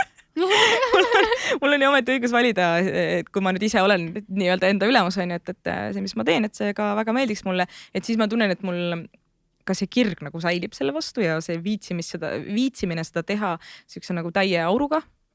Et jah, eks kindlasti see oli siis rahulikum, kui laps oli kodus, aga nüüd ta käib ju lasteaias ja see annab mulle ikkagi siuksed suhteliselt terviklikud nagu tööpäevad. See on väga okei mu jaoks. Ma tuleks, sa tahad küsida? Ei, ma mõtlesin, et kas sa tahad äkki oma lemmikteemale minna? Ma tahaks enne seda, kui ma olen lemmikteema juurde, ma tahaks küsida selle lapsevanemaks olemise kohta veel. Kui ma vaatan oma sõprusringkonnas ringi, siis tegelikult mul tuleb kohe meelde 2 paari, kes on 50-50 vanemad. Ja suurem osal juhtudest on ikkagi see, et naine on rohkem ja mees on vähem. Kas sul on sul midagi öelda näiteks nendele naistele või mõnedsugust, ma ei tea, mingid õpetussõnad või soovitused, et kuidas seda balanssi parandada ja ma ei oska siit küsimusega otse edasi minnes, ma näen, et see on nii suur mure ja mul on nii kahju seda kõrvalt näha. Jah, siin on, ma ei taha nüüd ka olla mingisugune õpetaja või ütleja, on ju, et aga jaga oma kogemust lihtsalt. Suhted on ju väga erinevad. Suhtekorraldaja. Seda see tähendabki või? Aga come on, see on mega oluline ja minu sorry, kõik inimesed võiks minna kooli ja teineteisega kõigepealt õppida, kuidas iseendaga suhelda ja siis õppida, kuidas teineteisega suhelda, aga ma saan siin tõesti vaid seda enda kogemust on ju välja tuua, et see on ainult aus. Ja oma kogemusest ma nagu näen seda, et me teeme hästi palju kompromisse, sest me ju tahame, et meil mõlemal oleks nagu hea, et aga see oli ka juba enne nagu sellest nagu paari suhtes oli samamoodi, et enne seda, kui see niimoodi laps tuli, on ju lisaks, et ikkagi kui sa oled ju paari suhtes, on ju, et sa tahad olla, et mõlemad inimesed oleks õnnelikud, siis meil vähemalt see nõudis seda, et tuleb teha kompromisse ja see muidugi väljendub täiesti erinevates asjades, erinevates suhetes, on ju. Et meil on näiteks see, et meil mõlemal on vaja ka kindlasti sellist oma aega, lisaks sellele, et sul on see pereaeg, sul on see paarisuhteaeg, on ju, aga meile lihtsalt toimib see väga hästi, et meil on vaja ka oma aega ja me mõlemad võimaldame seda üksteisele nii palju kui võimalik, ja mulle meeldib, kui kõik on võrdselt nagu siis on aus et hästi teravalt nagu tuli see teemaks, nüüd kui oli see karantiini aeg kevadel, eks ole, kui me olime kõik 3 kodus, 6-5 on ju, nagu enamus inimesi olid kodus, eks. et siis sealt nagu teha seda tööd, leida seda vaba aega, siis sa oled 3 ninapidi koos, et see oli nagu siuke paras peavalu ja sealt tegelikult mulle tuli ka see jooksmise teema nagu rohkem sisse, et ma tundsin, et see on see, kus ma saan selle oma ja loomulikult siis ju elukaaslane on samal ajal lapsega kodus, aga ma käin ka selles suhtes koos lapsega jooksmas, et mulle meeldibki hästi palju last kaasata kõike, mida me teeme, et see on üks minu siukseid lapse vanemdamise vanemdamine on nii äge sõna. Wow. Et meil kuidagi on jah see jooksnud jonksu niimoodi, et hästi palju kaasamendada kõigest, mis me teeme, olgu see siis mingid aktiivsed tegevused või kodus, mingid igapäevased tegevused, et nõude pesemine, pesu, kuivama riputamine, mänguasjade kokkupanek, et kõik ma suunan teda ise tegema või teeme koos, et ta nagu näeks lihtsalt, mis on siuke normaalne kodune nagu funktsioon inimestel on ju, et ei ole see, et üks inimene koristab ja siis tõesti ei tee midagi. Kas me ei olegi koristaja või? Ei ole see amet või?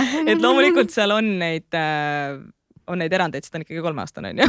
Et kõike ka alati ei tee, aga ma tunnen, et me sellega liigume vähemalt õiges suunas, aga me ju rääkisime siin üldse sellest lapsevanemate jaotusest, sellest rollist, on ju, et jah, see on kindlasti väga keeruline teema, sest on ju kuidagi, ma ei tea miks, aga naturaalselt on ju see jaot on nii, et emal on see, või naistel on see ema roll ja see koduperenaise roll ja siis on, meestel on see töötamise roll, aga naised ju ka ometiga sealt kõige selle kõrvalt teevad tööd, on ju.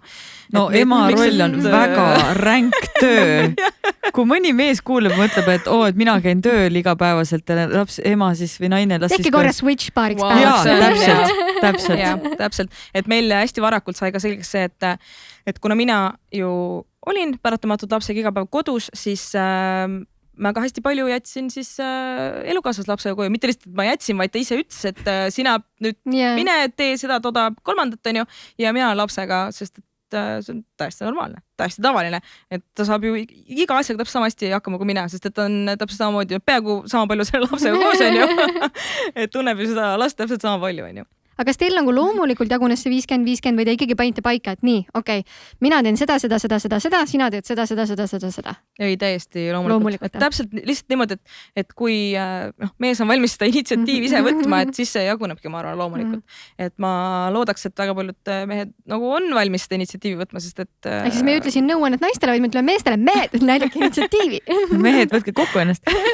Ei, aga kui näiteks kui on keegi, kuidas ma seda ütlen? Sa ei saa sundida ühtegi inimest, sa ei saa sundida, et inimesed on jah väga erinevad ja aga vaata erinevatel perede nagu dünaamikatel, neil sobivadki erinevad asjad, et mõnes peres võib-olla naised tahavadki rohkem ka endale seda kandvat ema rolli, on ju, et see on ka täiesti selles suhtes okei, et kui neile see sobib, täiesti fine, aga jah, ma selles suhtes olen nõus, et mulle meeldib ka see 50-50. Okei. Ma oleks tahtnud veel küsida, aga ma tean, aga meil on väga põnevate teemad juurde edasi. Me lähme edasi keskkonnateema juurde. Ja sina, nagu me praegu pikalt rääkisime, kasvatad pisikest last. Mis sa arvad, kuidas sulle tundub praegu meie maailma seis olevat? Kas sa oled rahul sellega, mis toimub ja võttes arvesse selle, et sa viid oma väikest last praegu sellesse uude maailma, et kuidas meil läheb hetkel? Suured küsimused on meil siin podcastis, ainult suured küsimused. Ma siin omast kogemusest ütleks, et panustame nii palju kui võimalik ja mul on tegelikult väga hea meel näha, et see keskkonna teema on ka sotsiaalmeedias väga selline, kuidas öelda, present. Populaarne. Väga populaarne, jah, hästi aktuaalne jah, et selle ümber on nii palju kampaaniaid ja ka muidu sellest räägitakse palju, et sellele tähelepanu pööramine on muidugi väga oluline ja ka eks ma loodaks nagu, et igaüks teeb nii palju, kui ta ise suudab või kui paljust ennast nagu mugavalt tunneb, on ju. Et me kindlasti saaksime ka rohkem teha, aga on kuidagi veits uimane selle koha pealt, et just kuulasin siin, Roald rääkis, et neil on see, mis seal oli see pakendiäravedu või mis seal on seal eramajas tellitud, on ju, et me kunagi hakkasime ka seda uurima ja millegipärast jäi siis hoiku, et ma ei tea, kas see oli see, et meie juurde veel ei tooda, et me elame mingi metsateed, on ju. Tähendab, et meie juurest ei viida, aga ühesõnaga me uurisime seda ja mul on unistus on juba teha, see suvi oleks juba võinud teha tegelikult, aga jäin jälle siin jokutama, on ju, et tahaksin väga teha kompostiunnikut endale kompostikassi. Millised unistused, kaevad augu, paned potikaane peale ja voila.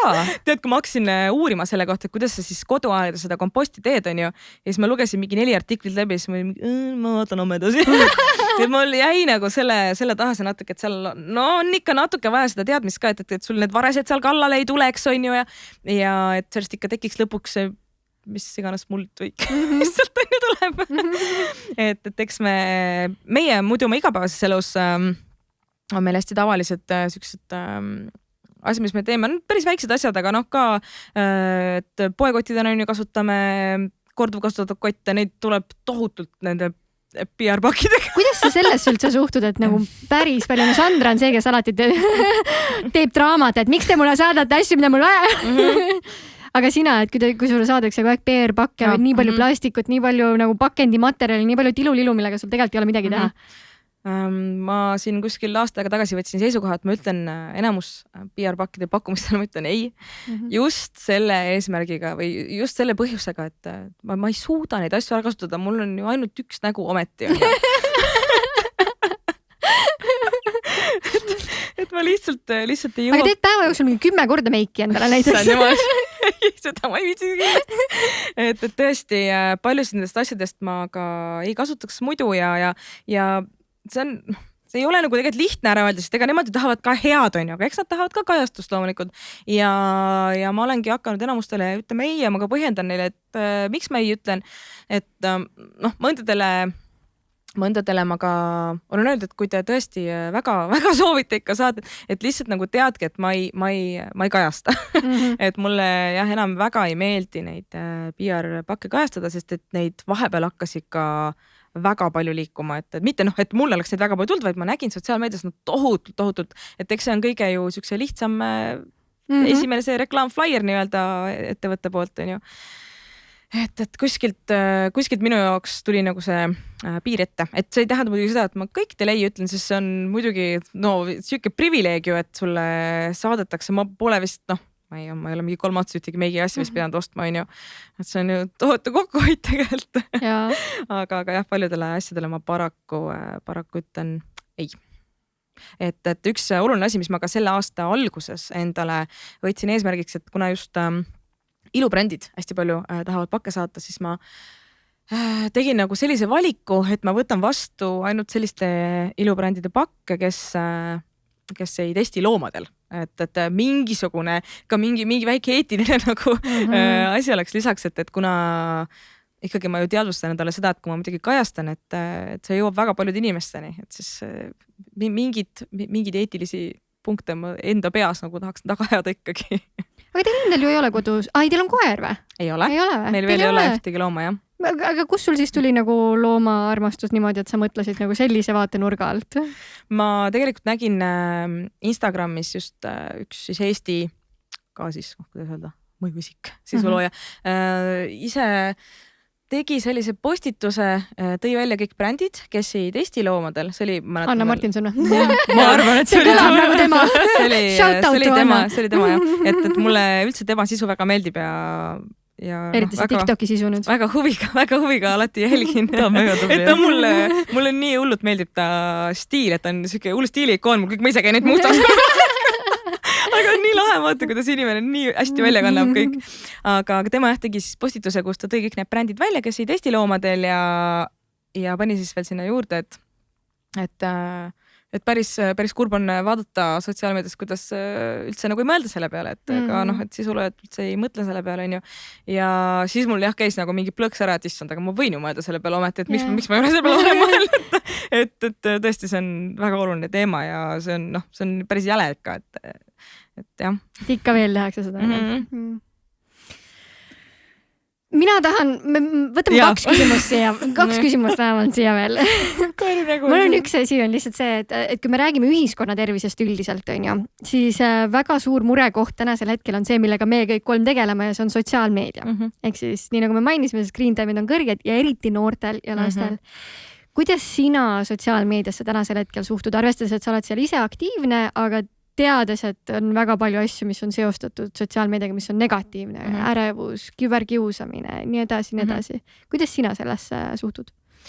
Mina suhtun sellesse niiviisi, et see sisu, mis ma ise loon nagu teadlikult, näiteks YouTube videod, mis on sellised natuke nagu meelelahutuslikumad, et olgu need siis mingid väljakutsed või ongi need ajaloolised videod, et ma tahangi tuua nendega just niisugust positiivsust ja pigem niisugused uusi teadmisi noortele, sest et just sellepärast, et ma tean, kui palju noored veedavad aega sotsiaalmeedias, ka mul endal on ju nooremad õed ja vennad ja ma tahan siis vähemalt enda poolt anda selle, et see sisu, mis seal on, et nad siis tarbiksid midagi mõistlikku või midagi positiivset, et jah, seda negatiivset sisu on väga palju ja mul on nii nagu raske vaadata kuidagi, kuidas inimesed nii mõtlematult tihti postitavad siukseid asju, nad üldse nagu ei anna aru endale, et need asjad jäävad ju internetti ja just siuke noorem generatsioon, et kõik need kommentaarid ja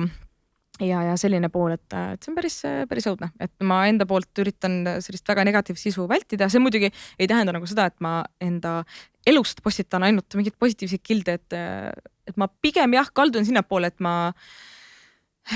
ma sellist nagu negatiivseid näitan vähem, aga lihtsalt sellepärast, et ka seda enda stressitaset ja privaatsust nagu natukene rohkem hoida. Ja teistele siis jälle enda sisuga päeva midagi rõõmsamat tuua, et aga sa oled täna 5 aastat juba sotsiaalmeedias aktiivne olnud, et kindlasti on sul ka olnud olukordi, kus ei ole ainult positiivne vastukaja, et kuidas sa negatiivsete kommentaaridega hakkama saad sotsmeedias? Vaata, siin ongi nüüd vahe, et negatiivsel kommentaaril on tegelikult väga suur vahe, et kui tõesti tuleb, YouTube'is rohkem tuleb sealt tagasisidet, et seal liigub neid kommentaare muidugi rohkem, et on niisugust negatiivset tagasisidet, mis on tõesti selle sisu osas, mis ei meeldi, mis võiks parem olla, et ma üritan seda ikka kõrva taha panna nii palju, kui ma oskan, aga eks seal YouTube'is liigub ka sellist nagu räiget sisu kommentaarides on ju, et noh, siukest täitsa nagu tühja ropendamist, sõimu konkreetselt on ju, et ma olen saanud seal sõimu mingitelt Eesti kontodelt, ma olen näinud mingitelt Venemaa mingitelt IP-delt, ma ei tea, kus need nagu tulevad ja kus nad sinna jõuavad, aga tead, kui on ikka tõesti siuke väga ropp tühi sõim, et siis ma kustutan selle ära ja ma ka blokeerin, inimesed reportin, et see ei ole nagu okei sellist sisu postitada, et mõnikord seda tehakse ka oma nime alt, siis mul on nagu et miks sa nii teed, kas sa üldse nagu ei saa aru, mis sa teed? Aga see on väga õige nüanss, et tegelikult kui te näete siukset negatiivset lahmimist, konkreetset lahmimist, siis reportige neid inimesi, sest tegelikult ei ole vaja neid nagu sinna keskkonda. See on päris hirmus. Nii, Sandra, saad ühe küsimuse siin valdkonnas, vali enne kui me spordi juurde läheme. No kuna sa just rääkisid nendest kommentaaridest ja tagasisidest, siis sina ikkagi avaliku elu tegemisel tegelasena tegelikult saad seda tagastada hästi palju, et kuidas sa oma vaimset tervist kogu selles nii positiivse kui ka negatiivse tagasiside virvarris hoiad? Mis sa teed selle jaoks? Jah, jumal tänatud, et see tagasiside on ju valdavalt ikkagi positiivne, mis on väga positiivne. aga sa ütlesid ka, et stressirohke on sisu loomine. Jah, et see teadmine, et sa ikkagi oled nii paljudele inimestele kogu aeg avalikult nähtav, et muidugi ma näitan ju ainult mingi killukest on ju oma päevadest, et olgu see siis YouTube'is või Instagramis, et siiski sa tead, et sa oled kogu aeg avalikult nähtaval, siis sa hakkad oma peas ikka ette kujutama igasugust stsenaariumeid ja üle mõtlema ja see aitab nagu kõvasti sellele stressitasemele kaasa. Et mind aitavadki siin siuksed lihtsad asjad, näiteks nagu jooksmine, et seal ma saan ju ennast mõnusalt välja lülitada ja noh, see tõesti kuidagi mentaalselt nagu hoiab mind täiega maas. Ja ka see, et ise mitte jälgida sotsiaalmeedias sellist sisu, mis tekitab sulle seda ärevust, et ma olen siin just nüüd viimase aasta sündmuste raames eemaldanud inimesi oma sotsiaalmeedias, kes ma näen, et need sõnavõtud lihtsalt ärritavad mind, on ju, et siis ma lihtsalt püüan ennast tagasi hoida ja lihtsalt eemaldan need inimesed. Et ma ei pea ju neid ometi hoidma, et samamoodi kui minu sisu kellelegi ei meeldi, et täpselt samamoodi ta ei pea ju mind jälgima, on ju, et igale ühele oma, kellele, kes mis sisu otsib. Et siuksed väiksed nipid, mõtlen, kas midagi võib veel olla. Seda ma ei saa nagu kahjuks öelda, et sotsiaalmeediast eemal oleks, sest seda ma ei oska, see on nii õudne. Ma tahaks küll, ma olen mõelnud, et ma peaks tegema mingid, ainuke viis, kuidas ma nagu suudaks ta võib-olla teha enda jaoks, on see, et ma teen mingi väljakutse, et umbes mingi kas 24 tundi või siis nädal aega. 24 on vähe, 24 on vähe. See on vähe, jah.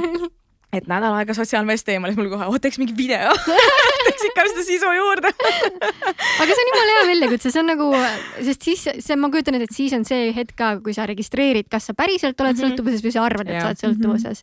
Sest võib-olla esimesed 2 päeva on imelik, aga samas siis sa nagu, ma ei tea, mul on fine on, elu on jumala lill. Siis tekib uus kriis, oh my god, ma ei tahaks seda teha. Mida ma nüüd oma eluga võita hakkan? Siis on see etapp läbi. Mida ma oma bossile ütlen? Sa oled juba päris mitu korda meie podcasti jooksul maininud jooksmist. Ehk siis ma saan aru, et see on tänasel hetkel sinu põhispordiala, mis sul endale kuidagi on meeldima hakanud. Sest sul ei ole ju alati jooks meeldinud, või on? Ei ole.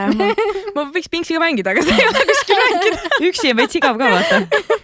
Just, et selle jooksu need kõige positiivsemad asjad ongi just see, et sa saad seda teha üksi. Põhimõtteliselt sul ei ole selleks mingit erivarustust vaja, sul on ainult vaja enda seda teotahet, et lihtsalt tahe püsti ennast ja mine. ja see, ma olen tegelikult 10 aastat üritanud seda jooksmist enda jaoks meeldivaks teha, et eks ta on ka selles suhtes nagu hea spordiala, et kui sul näiteks ei ole võimalik minna näiteks kuskile jõusaali on ju või osta endale mingi kukaart, et sa saad jooksmist, sa saad teha ükskõik kus, ükskõik mis ajal on ju. Et see nüüd tuli mulle aktuaalse teemana uuesti nüüd siin karantiini ajal, et lihtsalt, et saada natukene sükest oma et olemise aega ja kuna kuskil toas mul üksi ei lastud olla, siis ma pidin õue minema. Päris hea. Nii et kes tahab leida endasse jooksuarmastust, siis tehke muretsege laps endale. Või minge lihtsalt vanemate juurde elama paariks kuuks, vaadake, kui palju õue tahate minna. Oota, aga palju sul nüüd tänaseks kilomeetrid on kogunenud, sest sa käid ikka väga jõudsalt siin jooksmas. Sellest sai siin jah, mingi aeg tagasi nüüd nagu siuke väike väljakutse lausa, et mul kõik asjad on nagu väljakutsed, ma nagu elan mingite väljakutseteni välja. Aga see on äge motivaator nagu. Whatever makes you happy. Et praegu mul on 750 kilomeetrit. Mis perioodi peale? Selle käesoleva aastaga, et ma hakkasin tegelikult märtsikuust jooksma, et enne seda ma lasin niisama luuslangi. Ei tee midagi eriti. et eks mul on see kõik käinud niimoodi. Olen üritanud, tähendab alati leida siis seda spordiala, mis mulle nagu meeldiks, sest ma tahan alati kuidagi füüsiliselt ennast liigutada, sest on ju sotsiaalselt nagu normid on ikkagi see, et sa võiksid ennast natukene liigutada, on ju. Olla terve inimene. Jah, et käi kas või jalutamas. et selle toitumise poole pealt meil on alati suhteliselt okei olnud, aga ma ei leidnud endale nagu seda ala, sest just sellepärast, et ma olen selline individuaalsportlane, et tahan nagu oma ette pusida ja mitte nagu kellelegi liiga palju midagi tõestada, et sellepärast ta mulle nagu sobib, aga see ei tähenda seda muidugi, et kui sa hakkad jooksma, et sul esimesest jooksust on mingi, nii hea, jooks mu lemmik. Mul nädal aega jääb vahele, mul nagu alustan uuesti nullist, see ei ole üldse nagu mingi rattasõit, et lihased jälle soojad, tean küll, mis tegema peab, et see võhv tegelikult kaob nii kähku ära, aga ta tuleb ka kähku tagasi, et kui ta nädalaga kaob ära, siis tegelikult tuleb siuke nädala kahega tuleb tagasi, et mulle just meeldib tema juures see, et mitte kui pikka maad ma jõuan joosta, vaid kui mõnus mul seda teha on ja mul ei ole seda nagu varem olnud jooksuga niimoodi, et ma arvan, et miks ta mulle praegu nii hästi sobib, et ma nagu alustasin teda teisel eesmärgil, kui ma olen seda tavaliselt alustanud, et muidu on ju ikka see, et ma ei tea, tahaks hullult kaalust alla võtta ja siis jooksma. Ja siis sa ei jaksa ja see on nii vastik ja mingi veremaitse on suus ja et nüüd ma teen teda kuidagi hoopis teise meelestatusega, et ma olen Instagramis ka jaganud nagu nippe, et kuna ma niikuinii sellest jooksmisest nii palju jagan, et minu eesmärk ongi jagada seda, et sa saad seda teha ükskõik mis ilmaga, lihtsalt tõmbame mul mingid soojad riided selga, on ju, pea sooja, jalad sooja ja see on nii lihtne, et kui sa tõesti tahad midagi teha, siis see on kõige lihtsam tegelikult. Et sul ei ole ju selleks mingit lisavarustuski vaja, on ju, et ainuke asi, mis sul on vaja, on natuke nagu distsipliini äkki. Et üks mu lemmik ütlusi on, et seal, kus lõpeb motivatsioon, algab distsipliin. Ja ma ise tunnen, et üks mu tugevamaid omadusi ongi see, et ma olen väga, ma suudan olla väga distsiplineeritud, kui ma võtan endale midagi ette, mis ma tahan ära teha. Et ma küll võin olla siuke väga kahtlev ja närviline nagu muidu oma elus, aga võt, distsipliin on üks asi, mis mul on nagu paigas. Et sellepärast mulle see sobib, jah. Aga sa teed teisi trenne ka tegelikult? Sa hiidid päris palju? Jaa. Kuidas sa selle leidsid? Selle ma leidsin niimoodi, et ma hakkasin käima siis boxing hiitis, heatboxing, ma siiamaani ei tea, kuidas nimetatakse. Aga üks treener, kes seda annab, oli siuke mulle pooleldi tuttav ja ta on siis ainult nagu puhtalt naiste trenn, on ju, et tunned seal nagu väga mugavalt ennast ja väga lahe uus väljakutse, et ma tõesti ammu otsisin midagi, mis oleks nagu uus, sest ma käin tegelikult jõusaalis ka. Mul on see jõusaali kaart kogu aeg on aktiivne, on ju, et kui on tõesti ikka väga kehv film, siis ma ikkagi lähen jõusaali ja teen midagi seal, on ju. Aga sükest päris nagu mingit oma ägedat trenni polnud tükk aega leidnud peale selle jooksmise. Ja see boks on väga lahe, see on nii äge. Juba see, et sul on need roosad boksi kindlad, see paneb nii palju juurde. Issand, kõik need Insta-pildid, mis sealt see on tõesti väga lahe ja ta on hoopis teistmoodi koormusele kehal, et kui sa oled ikkagi, keha ju harjub ära selle ühe koormusega, sul lihased ju teavad täpselt, mis nad sealt jooksust on ju saavad ja see boks on, tõesti šokeerib neid, et see on nagu hullult lahe. Aga minul läksid silma särama, sest kui mina nägin, et sa otsustasid võtta siukse väljakutse nagu rahvatriatlon. Ma lootsin, et sa lähed teed ikka täis ise kõik distantsid ära, aga sa tegid ainult jooksu seal või? See läks meil nii, et me hästi viimasel hetkel üldse tuli see otsus ja kuna mul polnud endal ratast, mul ei ole ratast, ma tahaks järgmine suvi tegelikult, et meil oleks, sest kuna me oleme maal, siis oleks super, kui saaks rattaga ka sõita. Ja ma pole öösevist rattaga sõitnud 10 aastat vähemalt ja mul on ujumine ka alati väga kehv olnud siis ma mõtlesin, et okei, kuskilt vähemalt tuleb algust teha, et kui keegi on muga nõus seda vähemalt 3 peale tegema, siis alustame 3 peale, et jah, see rahvatriatloni jooksudistants oli muidugi väga lühike, see on ainult 4 kilomeetrit on ju, aga ikkagi ta andis selle mingi väikse adreka sealt, et seal on see võistluselement nagu juures. Et ma hullult tänulik olen oma väiksele õele ja oma parimale sõbrannale, kes muga olid nõus umbes päeva pealt seda tulema kaasa tegemas, et neil oli nagu kogemus nendes mõlemas teises spordialas olemas. Aga kas ei tekkinud väikest mõtet, et äkki ise minna teha üks päev kõik läbi? Jaa, ma mõtlesingi, et järgmine aasta ma kindlasti tahaks ise teha selle kõik läbi, aga just ikka siis selle lühikese, kuigi ma käisin ju see aasta veel seal päris Ironmani finišis olin ka, on ju, täitsa lõpp see emotsioon, mis seal poleks elus uskunud. See on eepiline. Oota, kas teed kumbki teist on? Me oleme poolikut teinud, aga me ei ole täispikka teinud kumbki. Täitsa lõpp, me seisime seal ja kõik, kes finišeeris, ma lihtsalt nutsin, plaksusin, mul oli nii hea meel, täiesti võõrad inimesed on ju.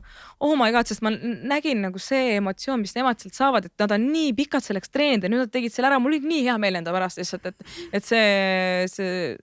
see saavutus seal oli nagu näha, see kiirgas neist kõigist ja üldse see ülesehitus ka, kõik seal oli nii süke hyped ja süke hullult äge, et ma ei olnud kunagi sellega varem kokku puutunud niimoodi ja siis oli esimene mõte muidugi, nii, järgmine aasta siis Ironman ja no nii, kas võiks olla huvi? Sportlik tüdruk teeb siin Otepää ilusasti ära. Kairi, me peame ikka panema kokku enda nagu külaliste tiimi. Kris Jakobson võiks tulla, siis sina. Kes meil siin veel oli, kes tahtis? Aga samas nad on kõik võimelised üksi seal ära tegema. Ei, ma räägin, hakkavad koos treenima. Ja teeme täispika, teeme tiimina, vaata. Et iga üks teeb midagi nagu täispikas ka ikka. Väike maratoni jooks. Väike 180 kiltsi rattaga.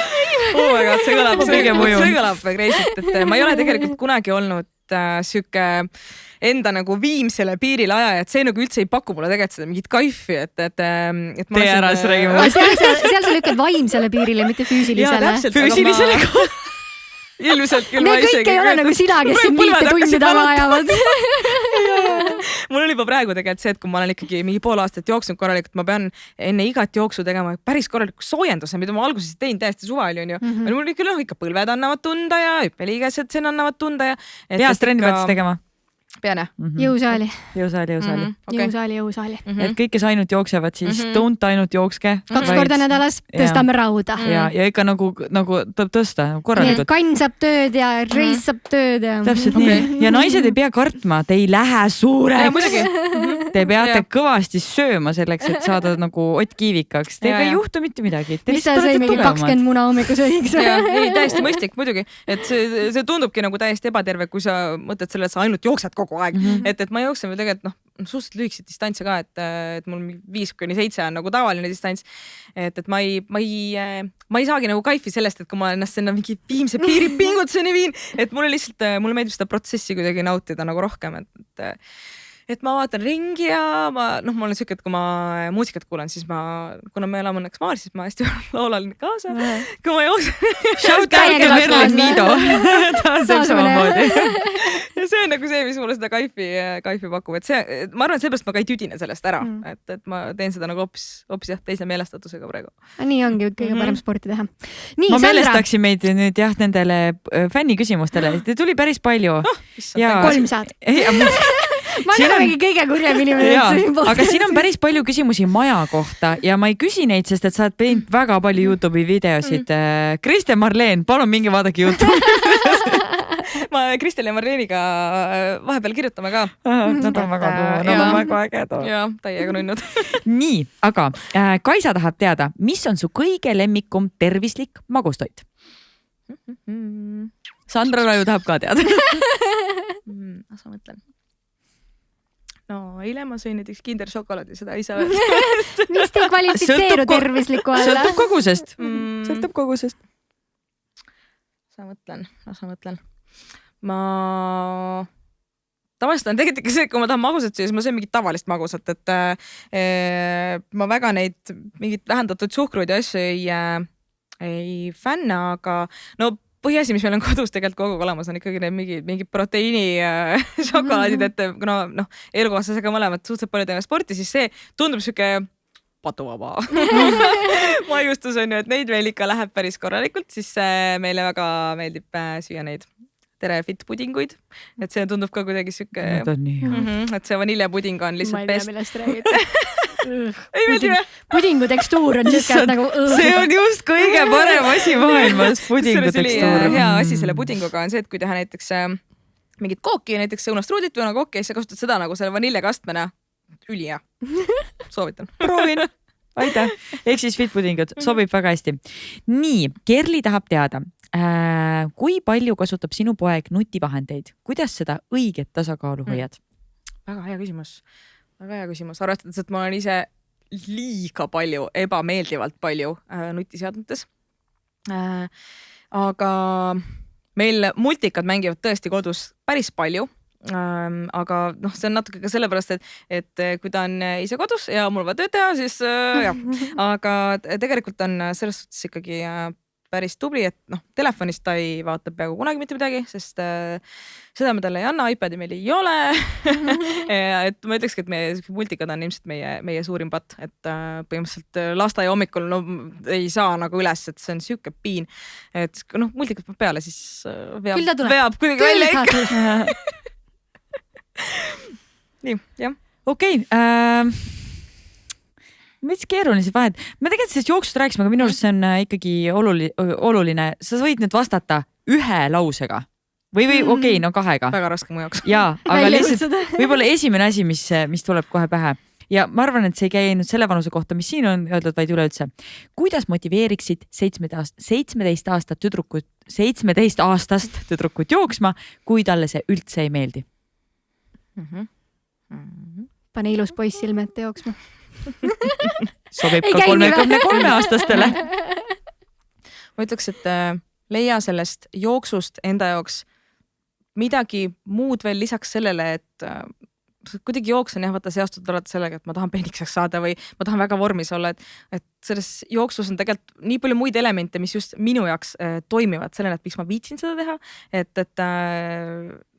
minegi rahulikult välja. Kõigepealt esimene asi on see, et lihtsalt pane need riided selga ja siis on kõik, et siis sa oled juba tegelikult peaaegu uksest väljas, on ju. Aga täpselt nagu ma ütlesin, et seal, kus lõpeb motivatsioon, see algab distsipliin, et kui sa ikkagi midagi piisavalt tahad, siis sa teed seda ja kui sa piisavalt ei taha, siis sa lihtsalt ei tee seda ja asjal lõpp on ju. Et ma olen, ütleme, motiveerimise poolest ma olen siuke räigelt, et ma annan nagu rohkem piitsa ja praegult saab vähem. Et ma olen lihtsalt siuke just karmi suhtumisega selles suhtes, et mul on siuke nagu BS ei meeldi, et sa kas tahad seda või sa ei taha seda. Ja kui sa tahad seda, siis sa näedki selles ka neid teisi võlusid, et see ei ole ainult see, et see on see piin ja see veremaik ja see, et ma olen nii väsinud, vaid kuula muusikat, kuula erinevaid podcast'e, vaata ringi, mine jookse mingi erinevates kohtades, see on juba tegelikult alati väga suur boonus ja proovi nagu siuke hullu klišeed, nagu proovi nagu ringi vaadata, et kui ilus on ilm või kui head lõhnad on igal pool, et on väga klišee, aga minule see toimib ülihästi. Ma siinkohal igaks juhuks pean mainima, et palun ärge jookske veremaik suus. Jaa, tahtsin seda öelda. See tähendab, et te olete väga kaugel sellest nauditavast piirist, et algul jalutage ja kõndige natukene ja siis hakake kergelt sörkima. Mulle väga meeldis, mis sa ütlesid, et sa jooksidki 5-7 kilomeetrit ja see on fine. See, et keegi teine jookseb 20, las ta jookseb. See on väga tore, las ta jookseb. Ja 3 kilomeetrit võib olla ka sul veremaik suus, kui sa paned mingi full on speed, nagu see ei lähe esimene kord kohe. Rahulik tempo. Ma ise alustasin üldse näiteks niimoodi, et ma teadsin, et ma ei jõua nagu pikka maad järjest joosta, ma tegin 500 meetrit kõndisin, 500 meetrit jooksin ja niimoodi selline see numbrisüsteem nagu töötas mulle suhteliselt hästi, et siis ikkagi vahepeal see pulss läheb jõhkralt üles, sest sa ei tea oma seda tempot alguses on ju, et kohe paned seal täiega ajama, et siis vahepeal puhata on nagu täiesti okei. Täiesti. Nii õige, enda jaoks teeme just. Nii, meie podcasti viimane segment ehk siis soovituste nurgakene ja mina alustan siinkohal kohe üks asi, mida iga inimene võiks õppida. Üks asi, mida iga inimene võiks õppida. Ma tahaks mõelda, et see on õpitav, aga ma tahaks, et inimesed rohkem usuksid endasse ja seeläbi ka teeksid ehk asju, mis on rohkem nende mugavustsoonist väljaspool, et see endasse uskumine minu meelest annab nagu selle tõuke, et sa julged asju teha, sa julged asju proovida ja ainult seeläbi sa leiad endale need eluvaldkonnad või mis iganes hobid, tegevused, mis sul meeldida võivad, mis sa varem ei teadnud, on ju, et üldse sind kõnetada võivad, et ma lihtsalt tahaks, et inimesed kuidagi õpiks nagu endasse rohkem uskuma, et sa suudad do it.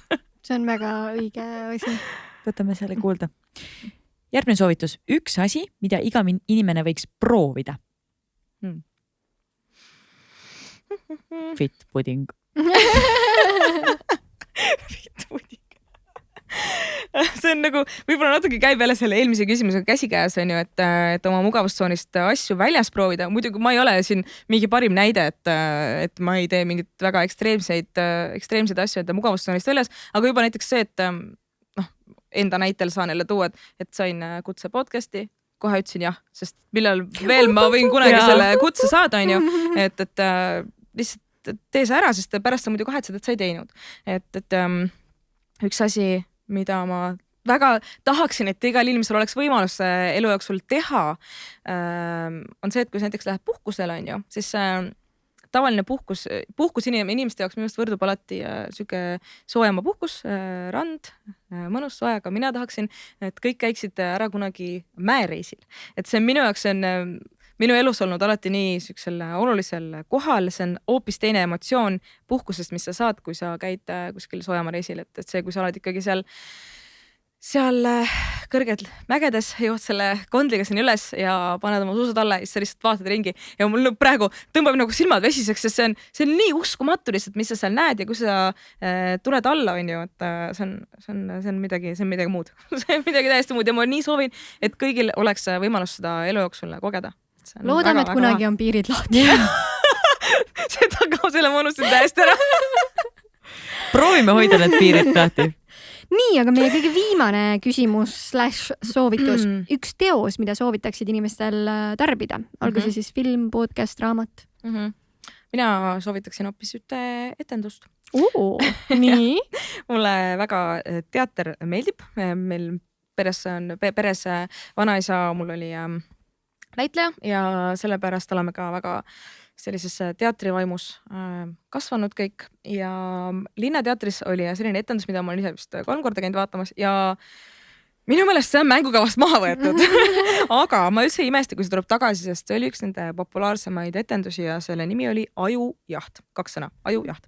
Seal oli Indrek Kaeri oli peaosas ja see oli nagu nii hea tükk, et see on nagu siuke thriller, aga siukse räige pondiga lõpus, et see nagu kõditab su närvi nagu terve aja ja siis sa oled seal, see just, kuidas sa saad nagu filmis või kuidas sa saad teatris nagu selle thriller, kuidas sulle edasi antakse, see on nagu nii erinev, et seal sa tõesti, sa oled ise selles tegevuses nagu täiega sees, on ju. Ja minu meelest sellest on tegelikult raamat ka, et kui seda enam teatris vaadata ei saa, et äkki ta oli Mind Games või? Aga see raamat on muidugi kirjutatud nii-öelda lavastuse vormis, et ta ei ole tavaline romaan või juturaamat, on ju.